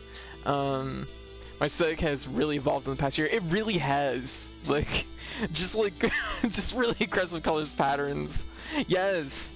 And the thing is it's like, when you start getting more comfortable with, like, yourself and, like, how you can approach your presentation, it really frees you up. Like, it really changes, like, how, like, you rapidly go through, like, exploration of, like, the things that you like and don't like, and figuring these things out, and it really rapidly changes your aesthetic. It's actually amazing how fast it does.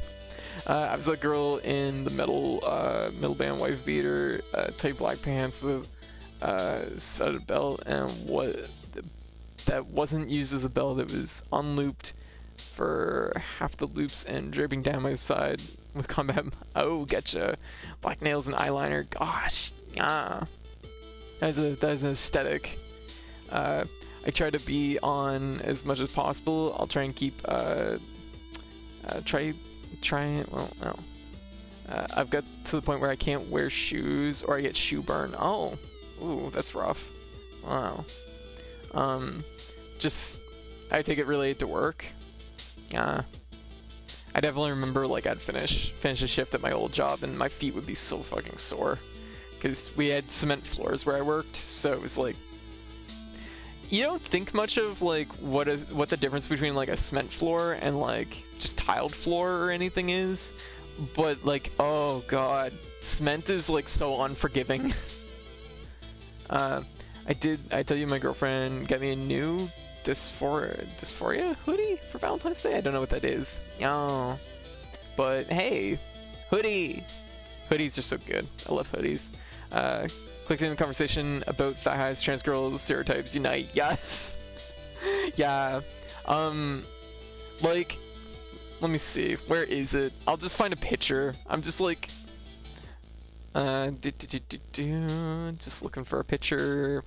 These. Actually, why is this picture? Oh, it's probably because of the last time this topic came up. This is like exclusively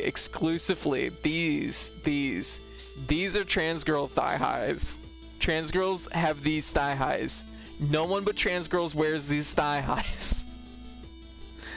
This is a thing. This is just a thing. Trans girls wear these. I don't know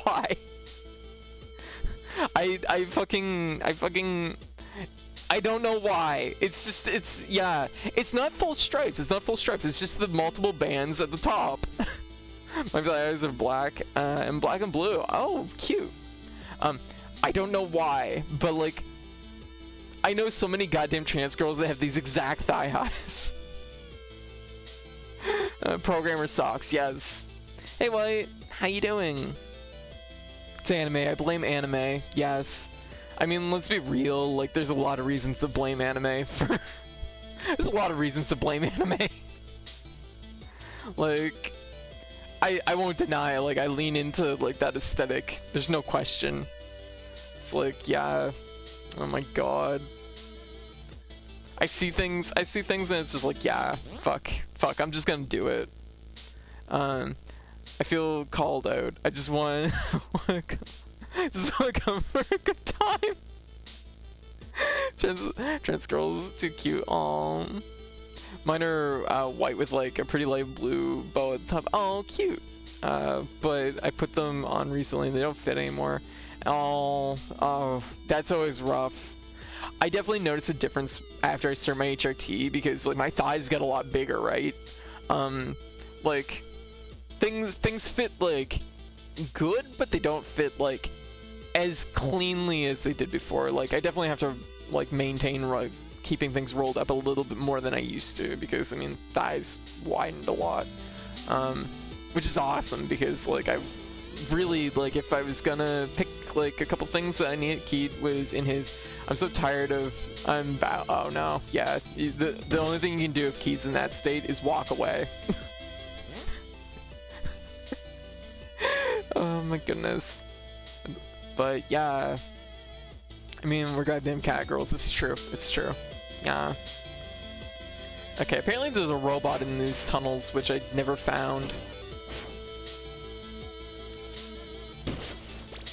I mean it's turning boys and girls sometimes into fascists. It varies. Oh god, like that's another whole fucking can of worms. Ugh. I don't want to get started on like fucking. Ugh. That's another whole fucking thing. I blame memes for making me think thighs save thick thighs save lives. Yes. Thick thighs do save lives. It's true. Screw anime fascists. Yes. Only trans anime allowed. Exactly. Apparently there's a robot in this tunnel somewhere. Be damned if I know where it is. Okay, we're gonna fucking blast through this section. Like, he's gonna be so fast. We're gonna just fly through it. Uh-oh. Flying through it. Look at how fast I'm going. Yeah. Perfect.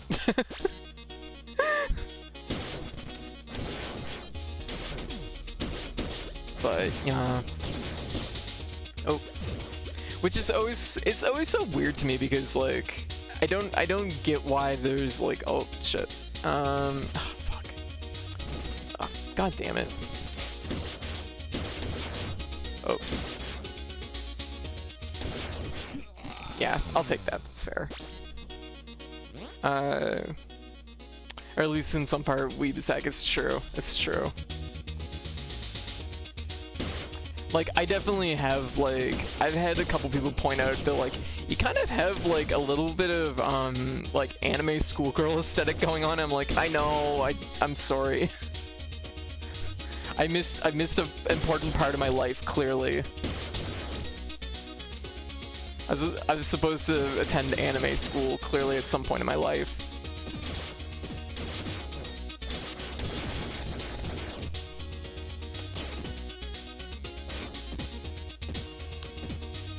I was about to say, how do I fucking hit that? But right. Damn it. Extremely weeb, and I turned my non-weeb trans girlfriend into one of us. Oh my god. Yeah.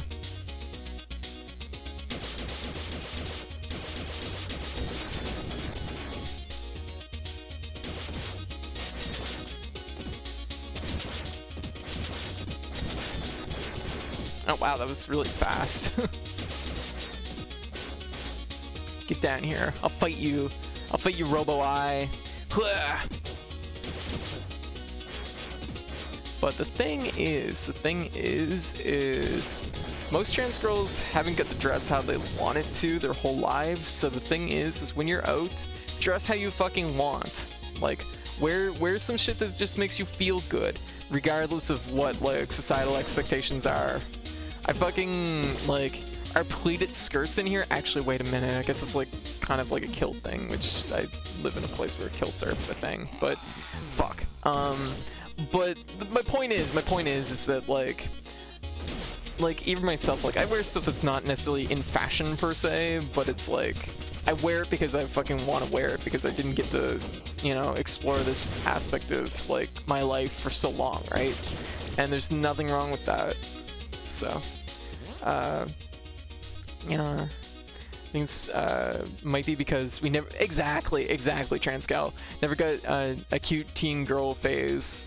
Yes, yeah, it's very true. It's very true. Remember years ago, close friends started talking about if you were to date a trans girl, and I would always say yes, trans girls are cute too. I don't know why people get weirded out by that. It's one of those things that it's like, society's fucking not been kind to us, to say the least. Well, there we go. And it's something that, like, you know, the thing is the more progressive of us tend to not have issues, but it's been, trans girls have been used as like a punchline for so long that it's like, for a lot of years, that's definitely been like, yeah, fuck me, Jesus Christ. I'm indifferent to anime, but yeah, I heavily relate, yeah. Jesus, okay, let's like focus on this for a split second. Yes, exactly, fuck Ace Ventura. Good combo pretty hard there, I did. Alright.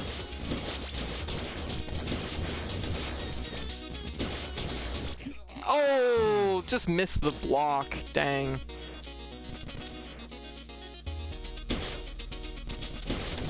Oh shit, I didn't get the double dash. Yeah, ugh, yeah.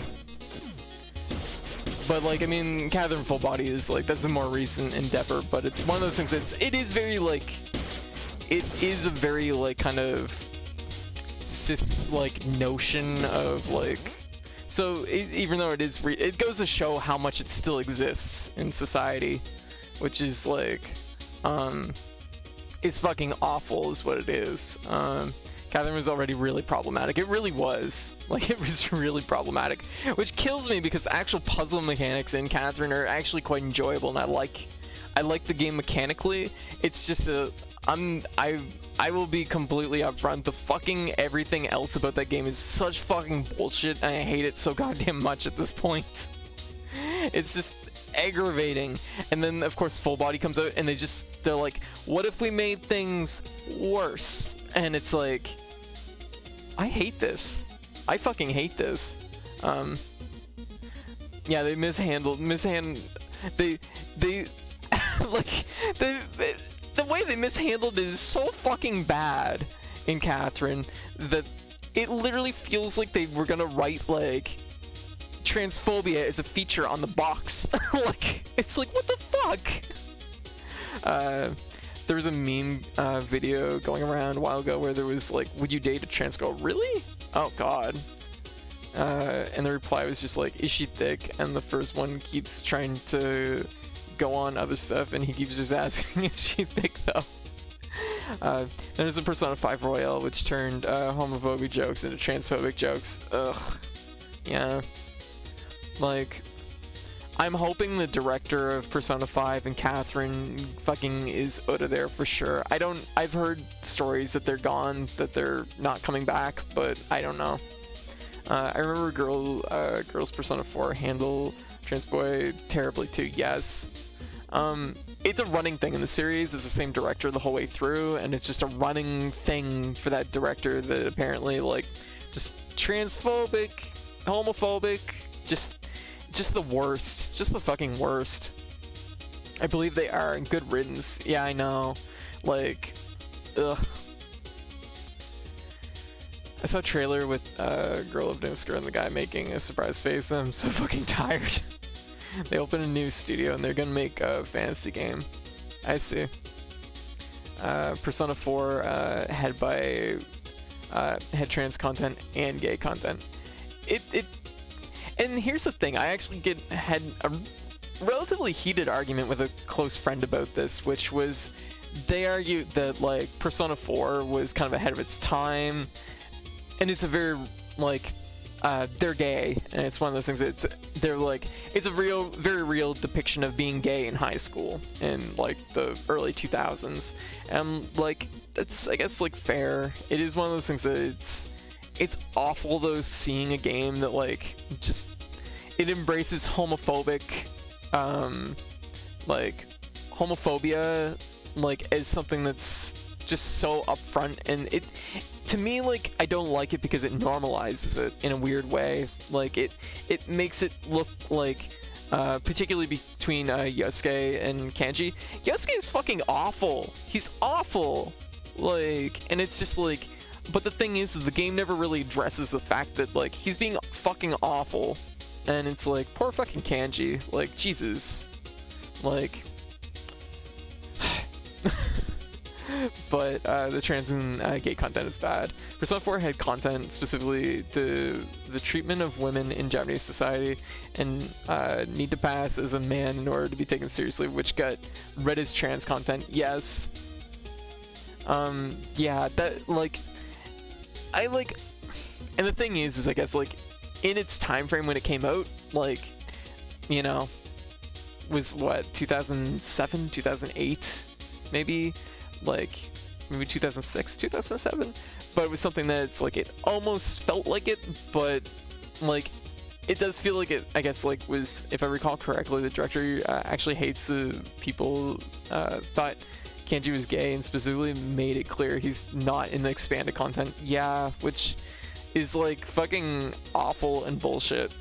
It's like they literally break the universe's own lore to be transphobic. A man had except that Neto's dungeon is much more explicit about their potential transness. I think it's one of the reasons why I enjoy reading Baradoshin's. It's written by and for gay people. Like, yeah, it can get very graphic, but sometimes it has really cute stories. Yeah, and I mean, it honestly makes a big difference when you have like content handled by, you know, LGBTQ people. Like, it is tonally so different than fucking cis people handling LGBTQ content. It's so fucking different, and it's so fucking better. Hey Chochi, how you doing? Hey. Yeah. Also, how did that like pick up? So for some reason it's reading my like there. But it's one of those things that it's like Naruto is like, I feel like there's definitely like trans subtext there, but I mean like it feels so much more sweeping in 2007, 2008 when there's like nothing out there that's remotely like that, you know what I mean?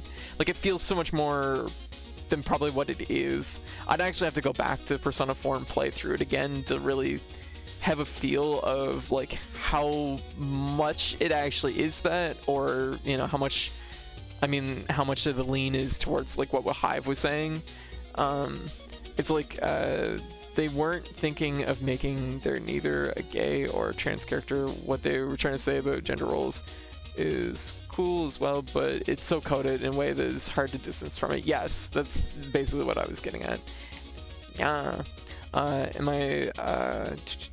was like, that's how I feel when I think about I'm male and my shell started to crack. Oh my gosh. And that's the thing is like, whether the intention was there or not, it is like a relatable thing, I think, for trans people. It's just, pardon me, sorry, is a relatable thing. It's just like hard to like I said, in its time frame, it's not like there was a lot of content that was like addressing this sort of thing or even like hitting anywhere near it. So it's something that like I think that there is like value to it, but it is one of those things, once again, this is a director and somebody that's handled LGBTQ content terribly in almost all the games. And I think it's yeah, I don't think they were trying to be offensive, but they're clear, they so clearly were not handling the subject well. yeah. I mean, like, I think the thing is, here's my code's community is a safe space for trans and LGBT people. We must protect it. Aww. Good stream, good chats, good takes. Yes. Here's my thing. That particular director, I do think is intentionally hurtful, because I feel like when I see their stuff and when I see like the fucking shitty aspects of it, it's almost always treating LGBTQ people as a punchline, which is very like, that's a very 90s thing to do. This is somebody I think that like very much grew up, like they grew up with fucking Ace Ventura. Like that is what it feels like, because oh hey Caper, also hey Curse Street Ballin'. Then again, the joke in Persona 5 is very clearly intentionally hurtful, so who knows. I think the thing is, and even like Catherine is incredibly hurtful. Full body adds a whole fucking scene. I guess spoiler alerts for Catherine if people care about that. I don't recommend even fucking touching it, but basically the best timeline. This is like also like content warning, spoiler warning, everything for Catherine Full Body. I'll do this when I'm done with spoilers and content warning. But it is not good. The way Catherine treats Erica is goddamn gross and terrible. It is. The best ending, quotation fingers, the best ending where everybody like has everything go right for them, in Catherine Full Body, has the main trans character detransition, and basically never transition, I guess, which is really incredibly offensive. It's like, because the whole ending and everything is angled towards like this notion that everybody's living a better life in this fucking ending. And it's like, that is so fucking awful. It's terrible. Like, the implications of that particular ending are literally saying that it's like, oh, Erica would have been happier had she not transitioned. And it's like, this is the worst fucking thing ever. In fact, actually, there is a competitive Catherine scene that was running for quite a few years. They would play Catherine competitively at fighting game tournaments. The main person that runs that scene, literally when Full Body came out and this ending came out, literally said, no more. I'm not running this. I refuse to run this game. This game is like fucking offensive. And they added online play and everything for the competitive scene for Catherine. And the competitive, like the main people running it were just like, no, this is fucking awful. We refuse to run this game. And it's like, good on them. I'm fucking dumping that game. But like, yeah, like Catherine it's really fucked up. That is a really fucked up ending. So, anyways, okay, content warning over. We're good. Yeah. But it's possibly to get queer content where authorial intent might not have been there. You know, it's nice that you really do see that kind of thing less these days, which is what makes these things stand up more. It's true. As of late, there's been a lot of Yuri content without the male gay shit, which makes it infinitely better. One of them being Bloom Into You. I don't know, it's a nice anime, is slowly becoming more accepted and trying to change its ways. Oh, interesting. Gotcha. Bloom Into You is so good. Oh. I'm not familiar with it. What is Catherine? Catherine is a game. It's published by Atlas.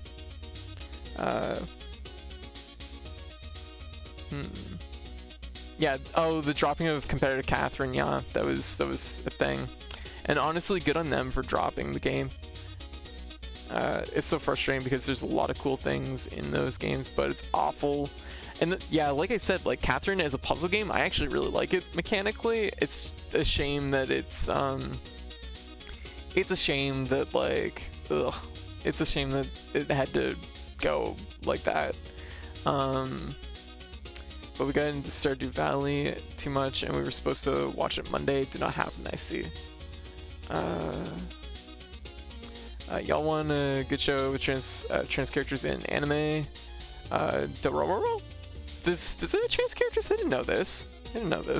I know it has very, very ripped girls in it, and I'm like, oh.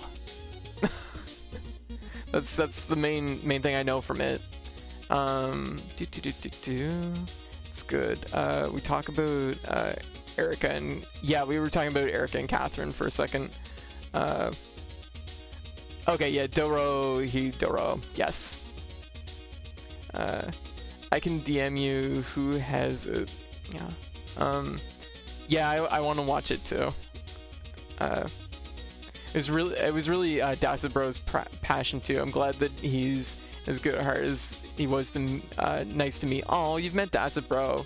Gotcha. Yeah, like, and I know, right? Like, it was one of those things that was a community that was really passionate about the game, and to see them like be like, hey, no, this is not fucking okay, and like literally step back from a game that they loved, like that like says the world.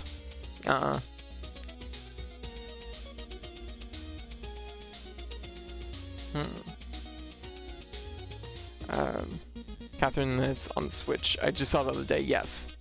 I believe it's on the Switch, if I'm not mistaken. I think it's on all systems, if I'm not mistaken. A really nice anime about girls' mental health is Black Rock Shooter. Gotcha. I don't know a whole lot about Black Rock Shooter. I know of it, but I only mostly know it for aesthetic.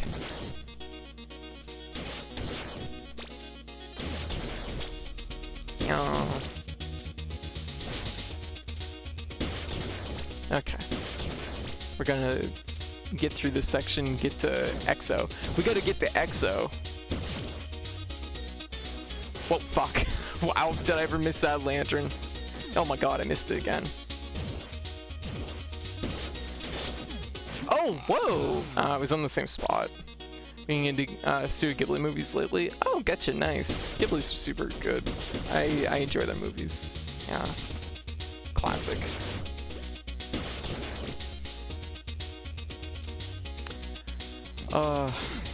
Yeah.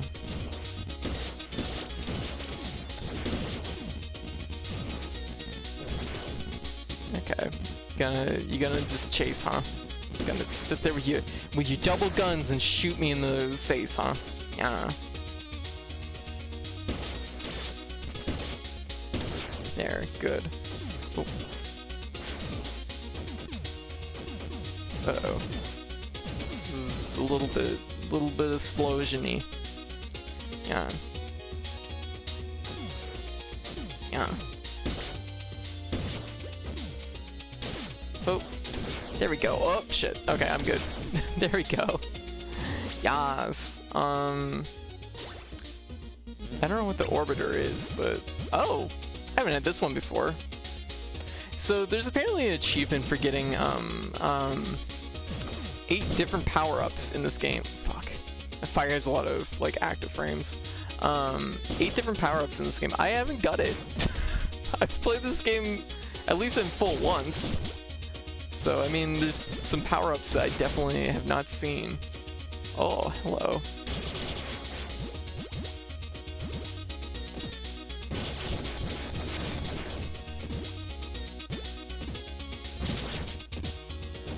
Oh, whoa, whoa, whoa, whoa. Yeesh. There we go. Oh, God.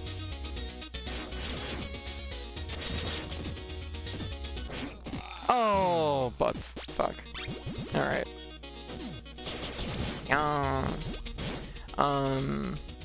Like, let me see. I gotta catch up here a little bit. Review Starlight is also pretty gay as fuck. I love it. One of my closest online friends, it recommended it to me. Music gets you hype. Oh. That's an anime that talks about mental health. Senkatsu the Lion. Oh. Thankfully, it's becoming easier to find games written from experience. Yes, that's very true.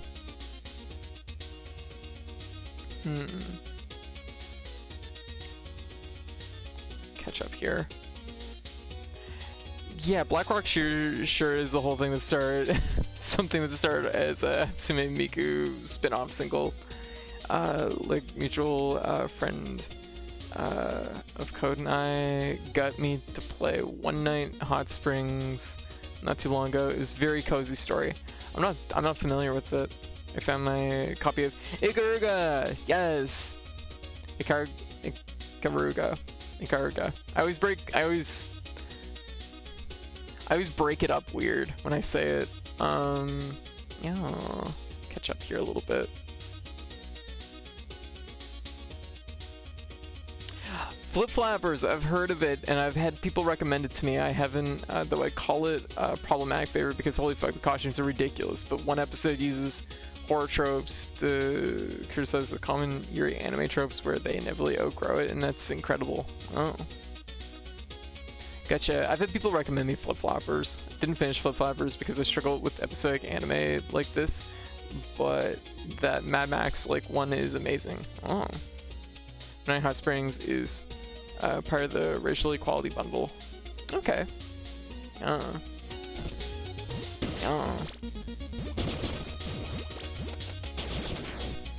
Oh, fuck me. That was such a bad jump. Chat is comfy right now. At this point, we'll never get back to playing CyberShadow.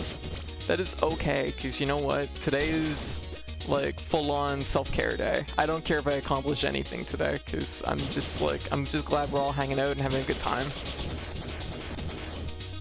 And that I can throw enough ninja stars to kill the top thing. That also makes my day. Oh, fuck. That's the danger of trying to mash out parries, because double tapping forward is also your dash. Which I'm actually surprised they don't let you turn off, but it would make parrying so much fucking easier. Fuck. It'd make it mashable, which is kind of ingenious actually, the fact that the parry is like, you can't spam it because it's double layered with another game system that prevents you'll do what just happened to me just now. That was rude. Mind your space, little eyeball friend. Oh.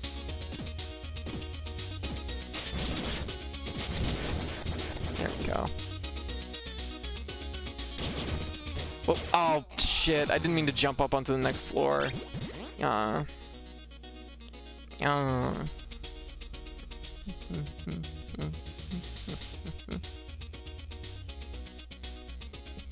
This game is just the background. Exactly. Exactly. There's nothing wrong with that. Maybe rewatch Flip Flappers. Yeah, I'll have to take a look at it.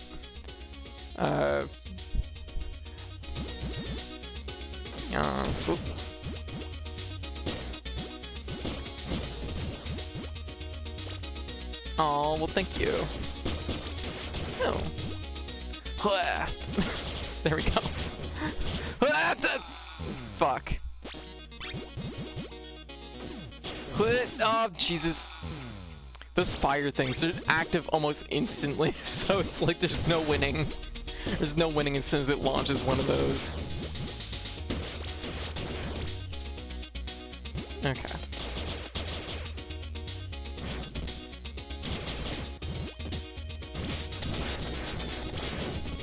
Parry everything. Just parry it all. Can't hit you with projectiles if you parry every bullet. Ow. These platforms are being a pain right now.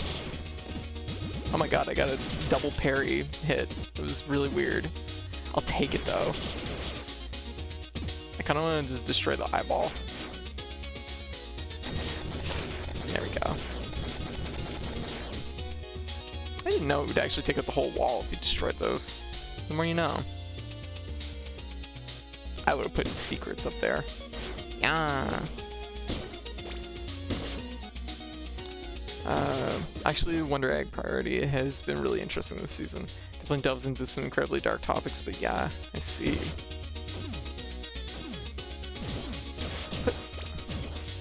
The weave. Yeah. I really can't. Yeah. The way you feel about this game is the same way I feel about Scourgebringer. Didn't think it would be my kind of game, but I already have 53 hours on it. Nice, nice. It's so fucking addictive. I look forward to getting back to Scourgebringer. I like it. Wow. I like Scourgebringer a lot, but it was just like the way my schedule was kind of working out. I was like, oh, I should be playing this right now. Oh. Oh, fuck me. Oh god, this is a checkpoint until the ways back.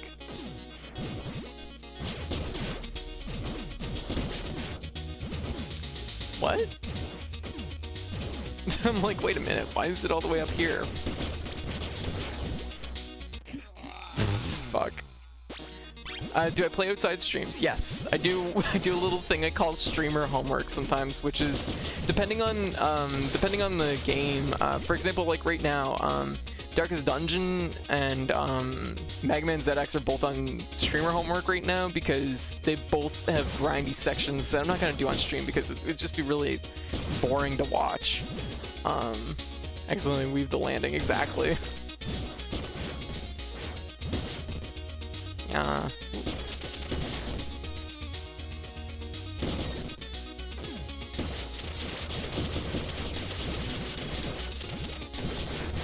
There, good.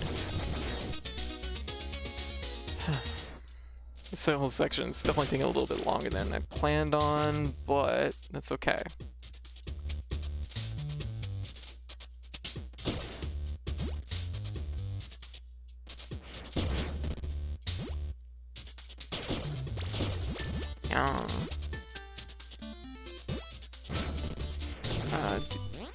Let me see. Excellently, I can't grasp Darkest as streamable for me. It's a weird one. It's a weird one. Admittedly, I'm glad that I'm kind of near the end of the game at this point. I only stream it when I have bosses to fight. So like right now, I'm at the very end of the game where I only have 4 bosses left. Well, on paper I have 4 left. 4 core bosses left, and then I have the final bosses, I guess. So I only stream it when there's bosses to fight because I think that's the most engaging part of the game. The rest of the game is very, like, kind of just grindy for the most part, so I don't think there's really much there that's worth streaming or watching, really. So that's why I do that sort of stuff off stream. Weird. Just rubs me weird. Hey, that's fair. That's fair. Yeah. But that's also partly why when I stream... Oh, fuck me. When I stream, I tend to run like between 3 and 5 games. Usually 3 games a night, but usually I have like usually between 3 and really 6 games in rotation at a time, and that's partly because not every game's for everybody, obviously. It's like, yeah. All right. Whoa. Oh shit. Yeah. Oh. Fight me, Skullman. Fight me! Quit! Oh crap, baskets. No. Stop.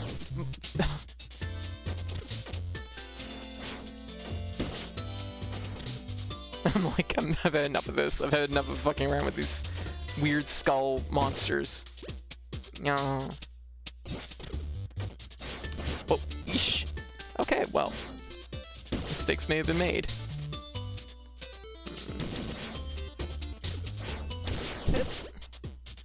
Oh.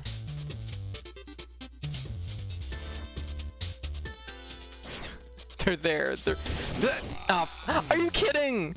I got the down stab on one of them, and it was the other one that hooked in hard. Let me see here.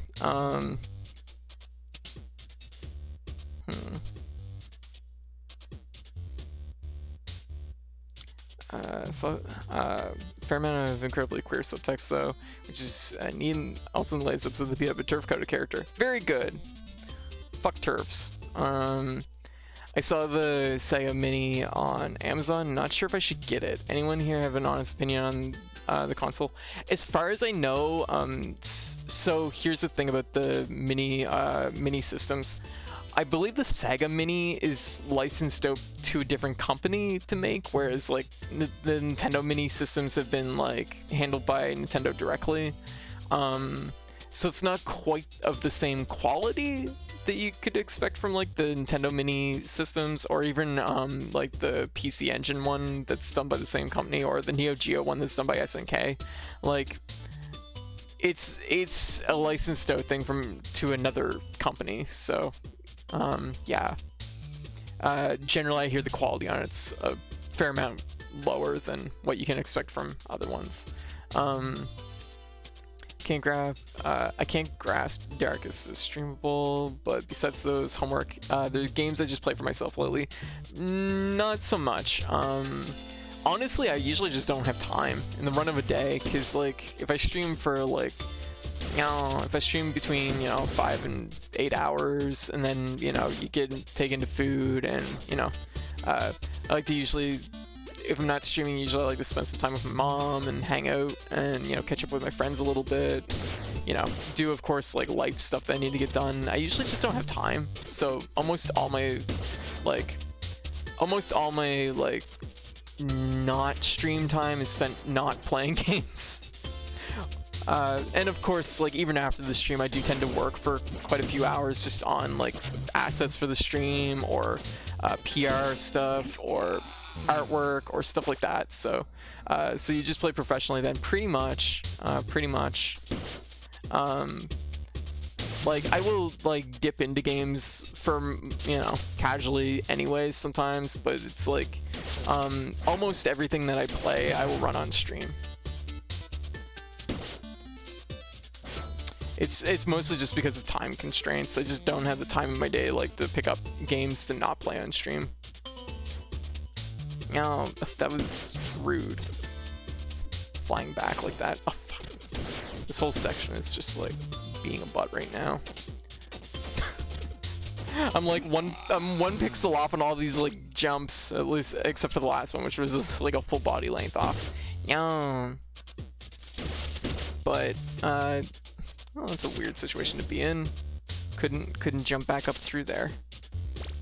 I could probably upgrade this and at least get a full like SP meter. Does it affect your relationship with games somehow? It does a little bit. I will say that I think anybody that streams really regular will start to notice like the way they like the way they kind of handle games changes. And for example, I have one of my close friends that also is very interested in streaming.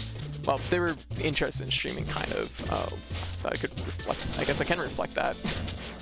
Oh, fuck me. Oh, there.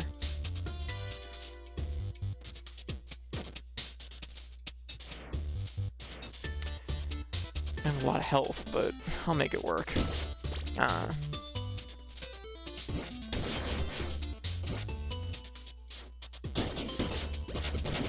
Oh, there was another one that was so rude. It does change one's relationship with games, because I think, for example, there is definitely games that I've played where it's like I play a little bit on stream, and like this is definitely like not a streaming game. Like there's some games that are just like more personal, I guess, which I can definitely understand that. Whoop. There we go. Let's do this. Let's just do it perfect this time. That'll be the answer to this situation, I'm sure. Yeah.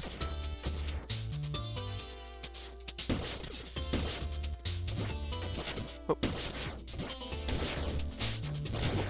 Shit. Almost made that all work. Yeah.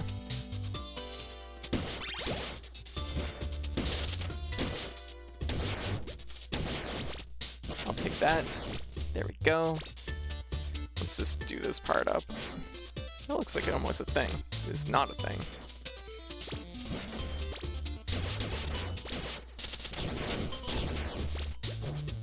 Ow. Okay, there we go. I was about to say, if I have to go through that section one more time. Let me see. But no, it changes your relationship with games for sure. There's little things. Here's one thing I do notice personally, playing games a lot on stream. I do notice that I tend to be I tend to have less memory for soundtracks because, of course, I'm almost always talking during streams, so I'll usually remember like a little bit, but I don't remember it quite the same as if I'm playing like a game like in silence. You know, that tends to stand out more for me. Yeah.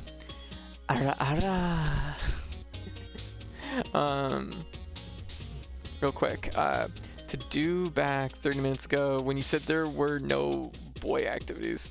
That happened to me recently with a friend saying I shouldn't like building and painting Warhammer 40k minis because it's what. Oh yeah, see that's the thing is like hobbies are not like gendered. People need to like fucking like people that have this notion that it's like there's like men and women activities need to fucking like get off the sexist ass like and fucking like change it, fix a goddamn heart. Like seriously, anyone can enjoy anything. That's completely fair. I was livid. Oh, I would be livid too. I was like, hey Gamer Drin, how you doing? How you doing? Yeah, like fuck them. Like that's the type of thing that like you just like you lunge across the table and then you just fucking like you just like give them a sweet chop. Yeah, right on the neck. They'll teach them. I have an idea to stream an entire story of PSO2 as my bunny girl, Arabella. No idea if it's gonna be gripping. The Warhammer and Warhammer is an everyone thing exactly. Yeah. There we go.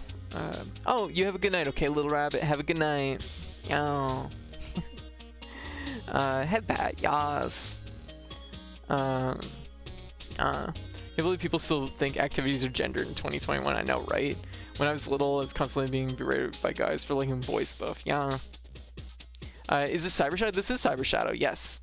Because I think I played this. Yes, it just came out about 2 weeks ago. So, how is a game with a faction full of only badass women that put most men in the order is a shame, a male-only thing? Like, it's particularly I find in like, you know, like, you know, how to put it, like tabletop, video games, board games, like anime. These circles tend to be very like, there's a lot of men that tend to be gatekeepy around them, and it's awful and bullshit. And whenever somebody's being gatekeepy, call them out. Like, huck a blueberry muffin at them. Yes, Hitman style. I don't even know what that is from Hitman, but I just am about throwing muffins. Oh, this is me, but the other way around. I've always been to girly cute things. Oh, what you need to do is drown them in your brush water. Okay, that's pretty good hive. I like that. It's a waste of a muffin. It's true. It's true. You're not wrong.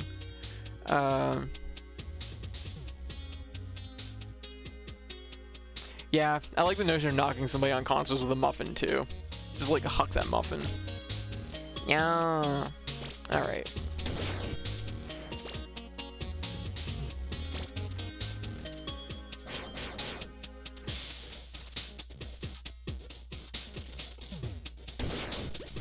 Okay.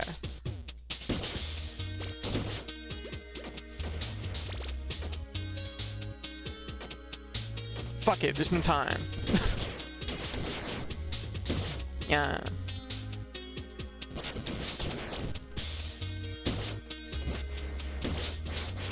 That seems like a thing. Hey, we made it to the surface. Oop. So here's a little interesting secret that I've never been able to figure out what it's for. Don't know what this is about, but this is a thing. This is a place where we guess we just like get to hang out. Yeah. She. I prefer, or well, she, her is my pronouns. Yeah. It's a robot cat party, I know, and I'm about it. Yeah. this game better than The Messenger. I haven't played The Messenger, actually. It's been on my list to play for quite a while, and yeah, I haven't played it. And I'm probably gonna play it in the near future. Also, welcome to the stream, Doug? Dougie Fresh. Yeah. It's extremely good, though. It's honestly so fucking good. It's one of the best games I've played in a long time. Yeah. I wonder why that one's like half behind the background. That's weird. Yeah. Messenger is really good. I've heard really good things about the Messenger too. Yeah. And I think it's probably a pretty natural thing to compare this game with the Messenger. Whoops. Oh, right from the fucking, like, right from the fucking sauce. Let's go.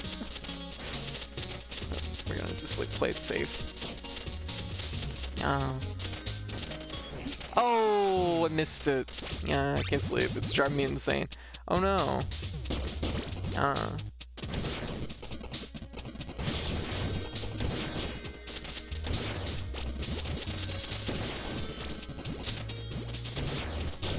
But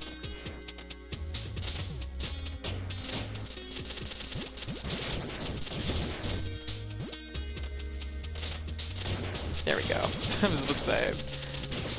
Oh god, this is a bad situation to be in. I sleepwalk a lot. Really? Interesting. I have a friend that sleepwalks.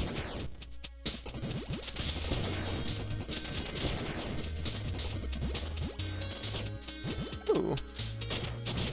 Oh, missed the second, like, missed the follow-up dash. Jeez, really? What happened to the fucking shield thing that I was using? What's in this? Oh, hey, lots of health. Wasn't expecting that. Really? There we go.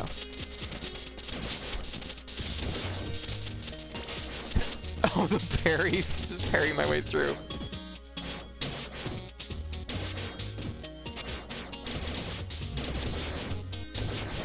There we go. Totally unnecessary. I could just went up and over, but, you know. Sometimes it'd be like that. Yeah. Anyways, I think the 40k thing, the takeaway from men giving, they're the ones who routinely misinterpret the lore. Messenger, CyberShadow, Scourgebringer are all on Game Pass. Nudge, nudge. Yes, Game Pass. Do it.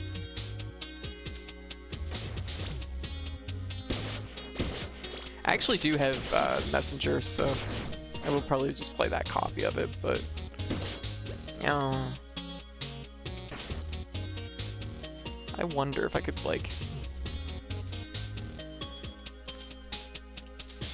I'm over here like trying to cheat the system instead of just taking the easy route. Oh, that was a dumb thing to do. And in fact, I made it even worse. Really? Yeah. There we go.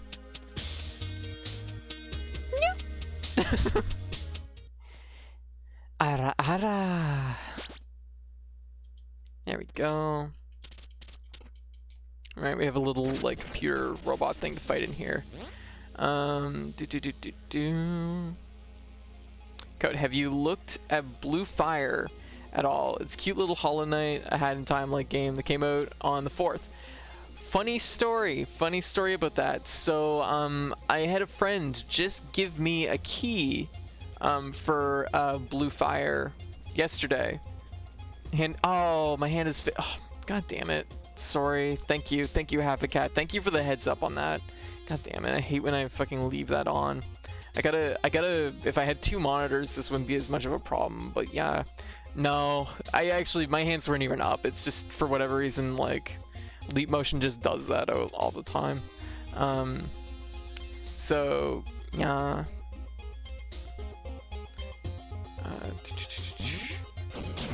Okay, so we're gonna do this little, like, virtual world section. This one, if I'm not mistaken, I kind of forget how it goes, but I'll probably remember it as I go.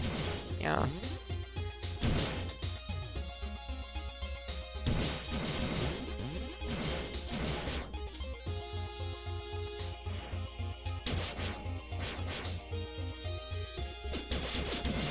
Oh.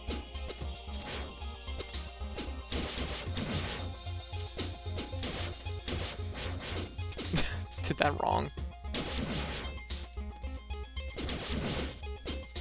There we go. Really? Okay. Ooh. Fuck, I can't reach this thing. Oh my god, I can't fucking reach it. This is what a weird problem to have. There we go. There we go. There. The other, there are other methods for hand capture, or is leap motion's like probably like the most affordable option without like getting into really like the really high-end things.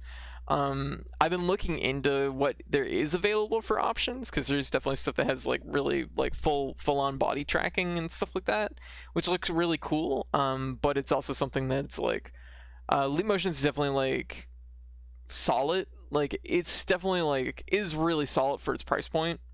But it's also one of the more common like go-tos for hand tracking. But it's one of those things that's like, yeah, it's still gonna be like picky in certain ways just because of the nature of it. Although I'm told that like you attach it to like a collar, which is a really weird thing, but you attach it to like a collar or having it hang around your neck roughly, and the tracking is like a million times better. I just have mine actually just sitting on the desk, so it's just reading it from like the bottom up. So it's like right here and it goes up, which is why, for example, if I hold fingers up, it's really picky with like reading that, because if my own hand is obscuring the fingers at any point, you can see what it's like doing, right? Collars are weird now? No, collars are definitely not weird, but it's the notion of I better put on my VTuber collar so I can fucking stream is not something I thought I would ever have to do in my life, but here we are. Pound stable. Normalized collared catgirls. Yes, I mean, I wear collars all the time. I love them, but yeah. We need to get one of those suits like Miko uses. Yeah, that's what I need. I need my VTuber suit. Okay, I'm looking that up right now. Yeah, it's actually really funny because I've seen what happens to her model when she actually takes off the tracking suit, because it literally just the whole model just like basically peels like a banana and falls to the floor. It's the weirdest fucking thing in the world, but so I hope not to have to deal with that ever. But yeah, so I use Leap Motion. Leap Motion's probably like the best like entry level alternative for hand tracking. I just need to like utilize it like better. I need to get equipped right so I can start like it needs a bit longer cable. I need to like get like a 3D printed thing so I can attach it to like a collar. I just need to go through these steps, and hopefully I'll have better luck with certain things. But yeah, for whatever reason, it likes to just like flip out sometimes, and like sometimes the hands just do fucking weird things, and you know, yeah. But I mean, that's just the nature of it, I think. Yeah, peel mode. Oh my god. Alright. Get back into this. Did anyone see that old clip where VTuber's phone fell over and it just made her face split? No, I haven't seen that clip. It's hilarious. Oh my god. That sounds hilarious. Oh my gosh. Oh shit, we're gonna get the dragon power up soon. That's a really good one.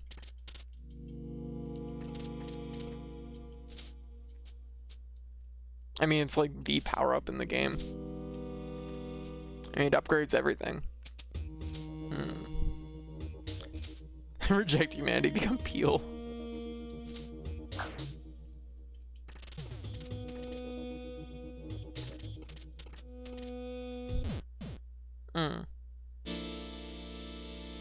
Wish I could put some emotes or something on VC. I can't have leap motion. I can't have leap motion or anything like that. Would make some simple, or anything like that would make some simple emotes would be cool. Yeah, the main thing you can do is set up your, you can kind of do like facial expressions via Vroid, but to do like outright emotes is like another whole thing. I'm gonna try and chill for maybe an hour, and Sleepiness is saying go to sleep. Well, alright, catch you later, Gamer Drin. Thanks for swinging by.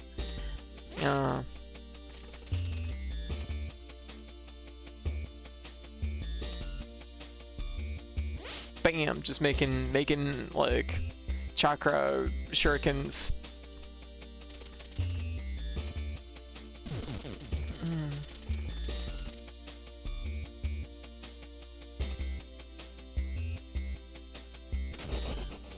Oh no.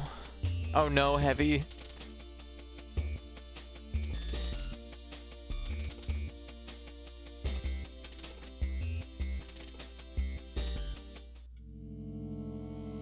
Oh. There's a handful of names in the chat I don't recognize, but I think they're cool. Would like to get to know better, so I want to say Code does have a Discord. Yes, if anybody's interested. And also, if there's anyone new here, just to like introduce myself, just loudly typing.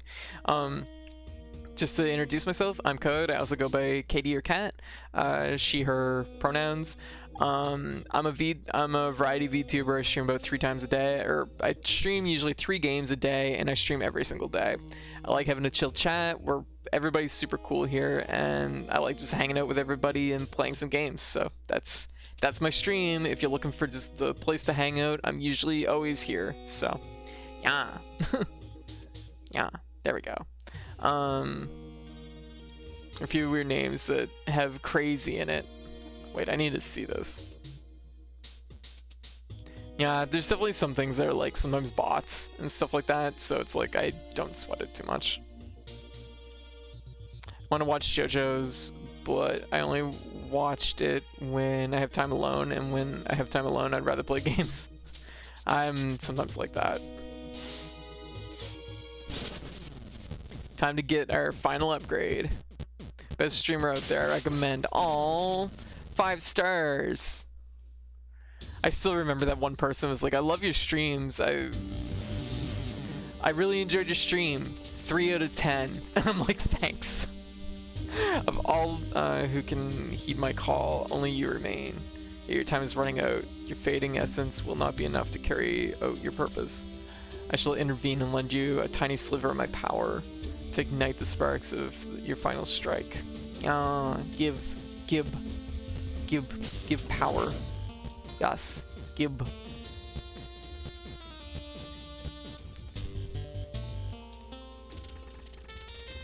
Your skills have been enhanced beyond their old limitations. You now jump higher, move faster, charge your energy for your skills and release stronger attacks. Given this overwhelming might, the unworthy shall fulfill the clan's ancient mission to balance the flow of essence. To play your part, you must pay the ultimate price for your master's deliverance. You serve me in life and in death. No. I guess it's fair.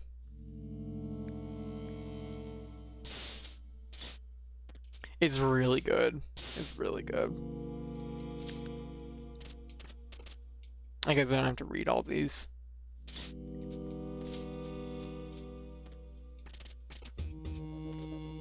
But now we have all our upgraded powers.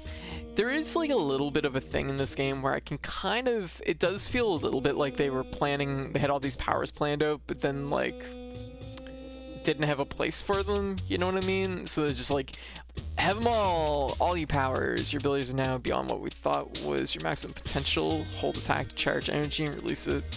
Yeah, so. Bam. Fuck doors.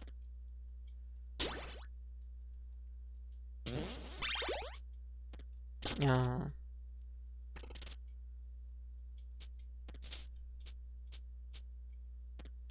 There we go. Doors canceled, yes. Oh, here we go. So, return to Mega City. It's true. It's true. Ow, fuck. Bonked my head. Yeah.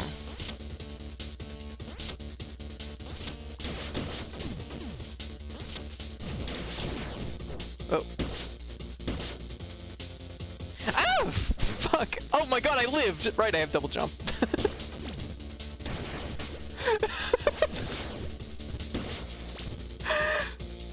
Oh my god. Don't mind me. There we go. You had node? Alright, catch you later, Fox. Yeah, woo! Oh, great. The fire will just rain down on me.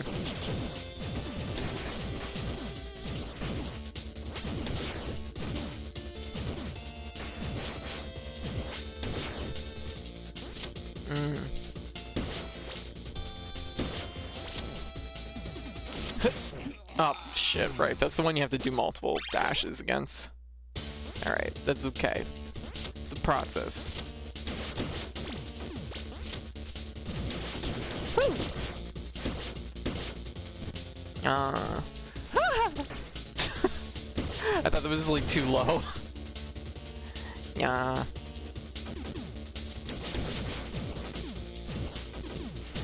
There we go.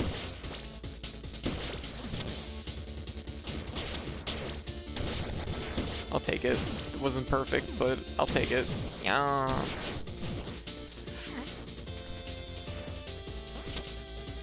Could have used something different, but that's okay. Wait a minute. There, right. I was like, how do I get by this one? I didn't. I don't know why I never thought about the fact that you can throw ninja stars on walls. That's a useful thing that I could have been doing a lot earlier.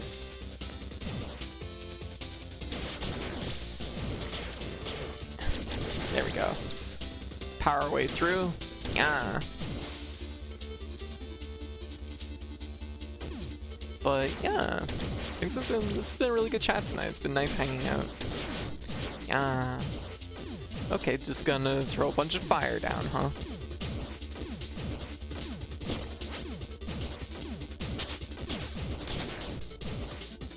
And now I just learned in my second playthrough, 70% through my second playthrough, I learned that the... Oh, that's interesting. Didn't know about that. Whoa.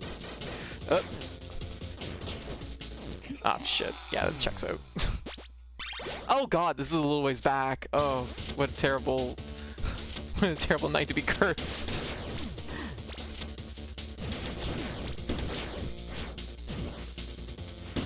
Yeah. What a terrible night to have a curse. Oh. Woo. But yeah. Woo. There we go. Oh, wow. Woo.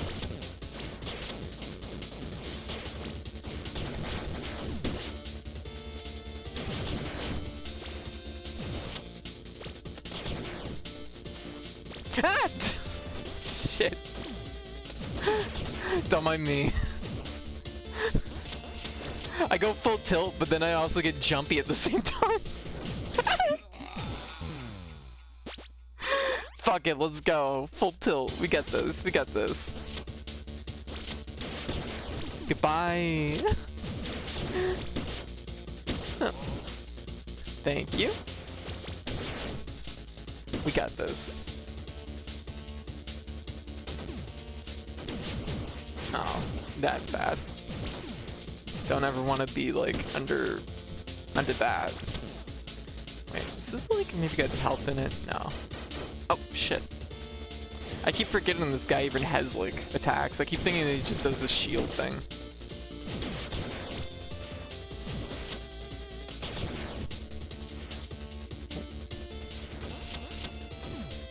Oh, okay, nothing. So we have. This is a bad situation. Yeah.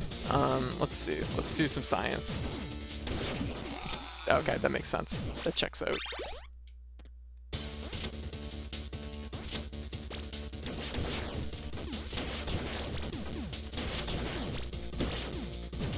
Oh, that was mean. That was very mean.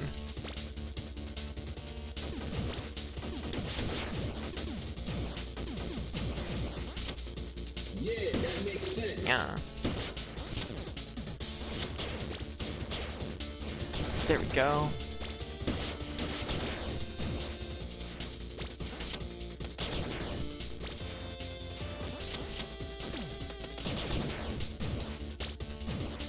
because that's actually a pretty hard jump to make when they're already there.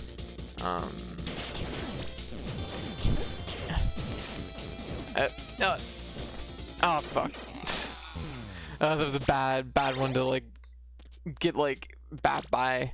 Gotta go reheat my coffee and get snacks. Go your stream. Playing in the background though. Getcha. Hey, no worries. Sounds good. Yeah. Oh. Yeah. No. No. No. No. No.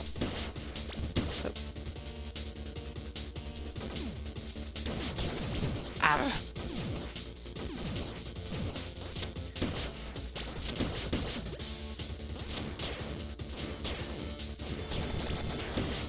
Oh, that was rude. There we go.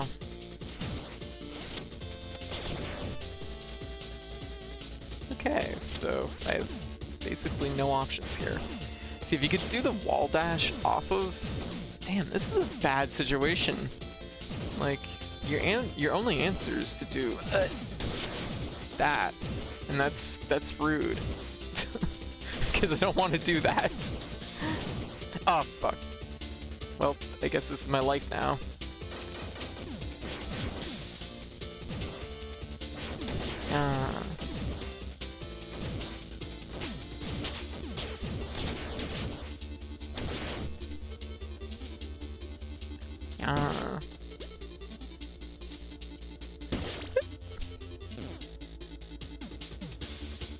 Where are you coming from? Ooh, that was a little close. My feet.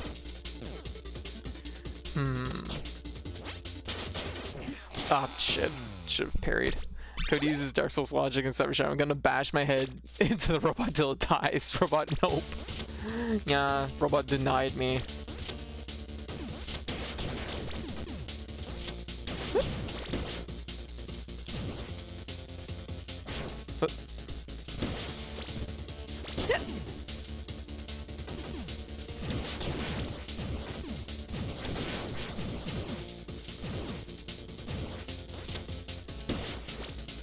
This is the thing though with these kind of games, is you keep trying and you eventually get the pace down.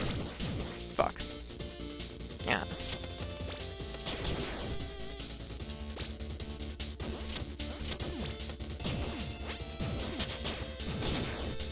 That's interesting, I didn't realize that. Oh wait, never mind, that's because of the... I was like, I got energy back from that, and then I realized it's like, oh wait a minute.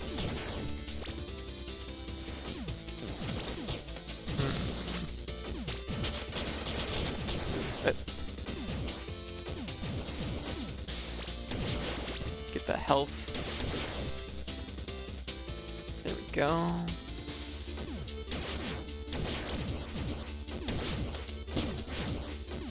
Oh, I could probably use that. That would have been a helpful thing to have. Oh no, I didn't want to do a charge. I didn't want to throw just a single. Can I actually just charge and throw it anyways? No. Okay. I'm like, give it to me for free, Yas? Yas? I'll take the hit. I mean, I can. The cursed chat is making me die. What? Wait, why is the chat cursed? Oh. I'm like... the cursed chat is making me die. Oh, in Discord? The cursed thing there? I was like looking around here. Cursed lifter. Ah, fuck.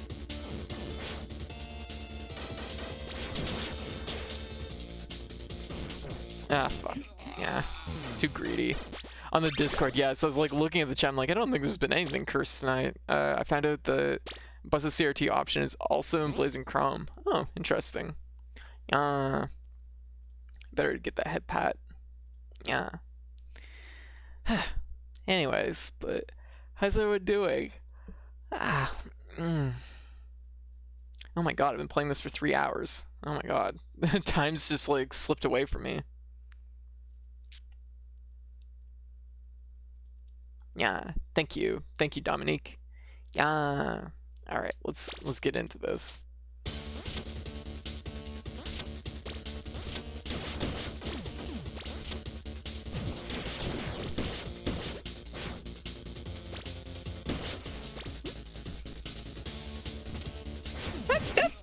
shit.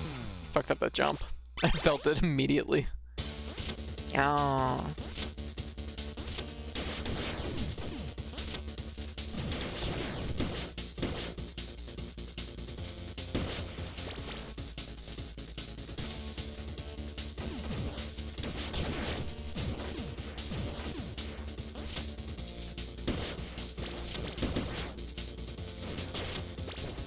Yeah, too close. There we go.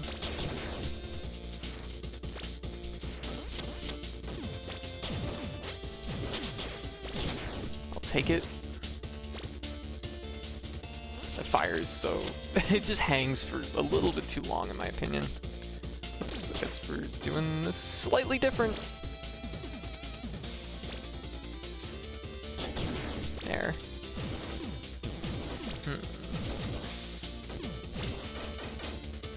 I'm like mostly full health, so it's not like I need the extra health.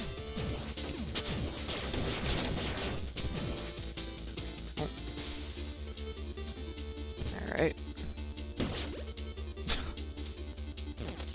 No. Right. I gotta remember I have double jump. There we go. Much better.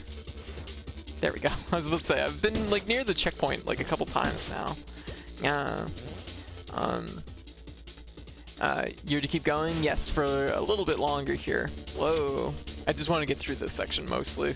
We're gonna get to the highway section where we meet EXO, and that's probably where I'll switch games. What? I suspect. Oh. Shit, that was pretty close. There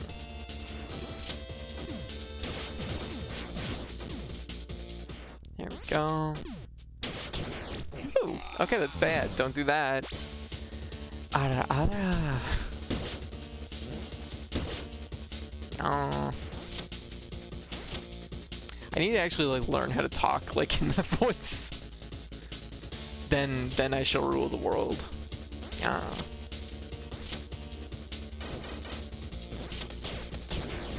I'll be able to run like breathy cat girl hours. Yeah. The dream. The dream. Yeah.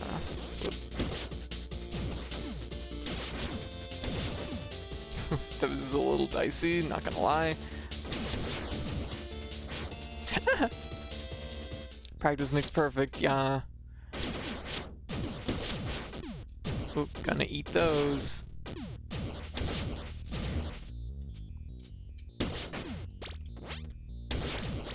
I'll take that.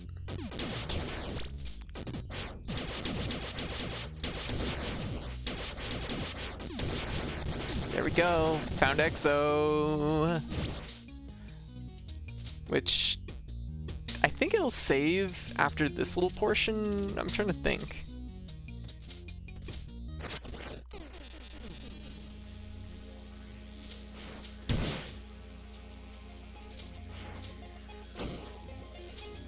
I'm like trying to figure out how to get through this.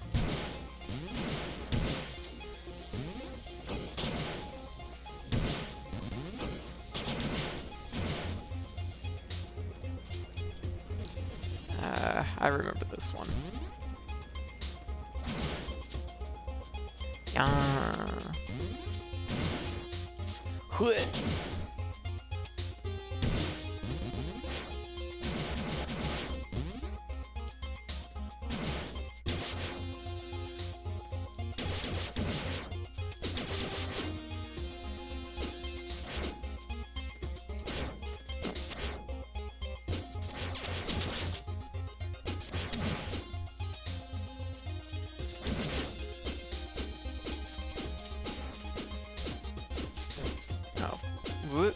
Oh, I don't like this.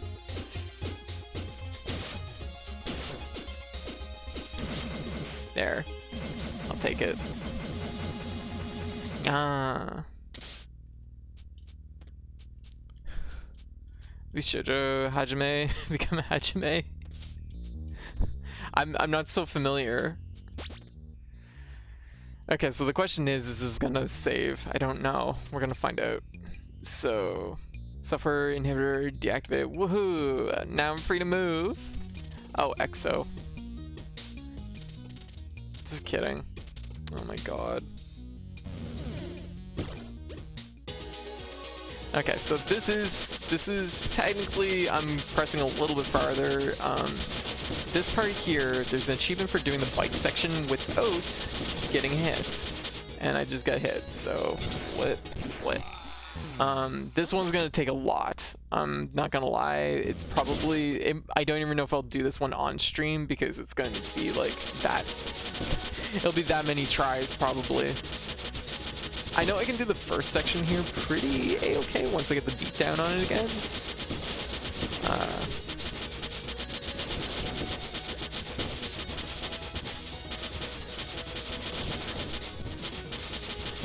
Oh, shit. Yeah. So the bigger problem here is actually the second section, which is I'm gonna watch some YouTube with one of my girlfriends for a bit, pop back in before bed. Alright. No problem. The Nya thing is kind of throwing points away because you're always doing Nyas for free. Yeah, at one point it wasn't a habit, and now it's kind of a habit, so yeah, I don't know. The thing is I keep it there because I feel like removing it, people would be upset if I removed it. Yeah. Ah, shit, yeah. This is a good background noise while I grind smithing text for the golden gourd armor. No, gotcha. There's cat girl armor now. I have no need for anything else. I mean, I'm gonna use it just as like fashion armor, obviously, but.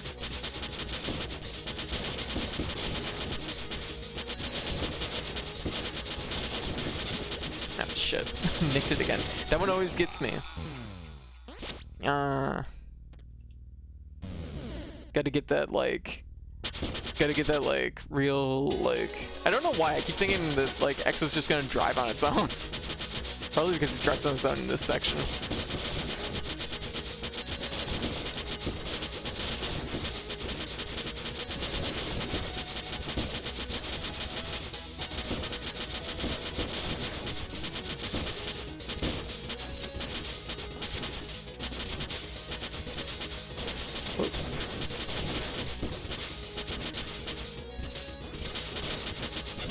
Oh shit, nicked that one too. That's a shame. Let me check, see if this is for getting hit or for without taking damage, so it's not just ending it with full health. Yeah. Could spend the next 3 weeks doing this section. Worse things have happened. Worse things have happened. Yeah, so we're pretty much set at this point, so I think that's probably it for now. We did pretty good tonight. We took care of pretty much everything from dry socks. I mean, we did dry socks last night, but we did floors lava, we did ping pong, show off, fast track. So it was only really 4, but it was like kind of just like getting through this section. And then there's a big chunk of just like stage with nothing to work towards for achievements, so that's what we basically did in the last little bit. Don't touch the paint, complete the bike ride without taking damage, which is the next one. Defeat the drop ship in under 30 seconds, which is, I don't even know if that's a hard thing to do or not. Boat ride, and then lightning strikes on combination drawn. Those, the other two after the dropship are pretty easy, so it's not a big deal. Find the lone robot in the train tunnel. Didn't end up happening. I don't know where it is. I'll have to take a look. Gadget Master. I still have to look into that too, because yeah. Actually, we're much higher than 67% at this point. We are 75%, so I need to update that. Yeah. But we're pretty much at the point now where we're going to switch games, and I'm thinking probably Monster Train. But I could do Going Under. I could do either or. I'm actually surprised my energy level's pretty a-okay. I thought I was going to be like dying tonight, but no, I guess I'm mostly fine. So 75%, so we're a good chunk through. The last like probably like 10% is going to be like it's rough. It's really rough. So I'm gonna have to do some like real like, I mean, some of them I don't even know if I'm going to do. Finish normal mode without collecting HP or SP power ups. Like it's pretty scary. I mean, it's not undoable, but it's like that's a tough run. I want to see more going under, but I don't know what the other one is. Oh, yeah, Monster Train. Monster Train's a lot like Slay the Spire, which is another one I regularly run. But hey Luffy, how you doing? Let's see. I'm just thinking, because if I do a run in going under, Monster Train is definitely like I can play it with like low energy, but right, I lurked for a few minutes on that the other night. I gotcha. I'm gonna say Monster Train because I got my first win yesterday, which there we go. Get rid of that. I got my first win yesterday, so at this point we're going for I forget what they're called in this. Plant Fish. Plant Fish was very good.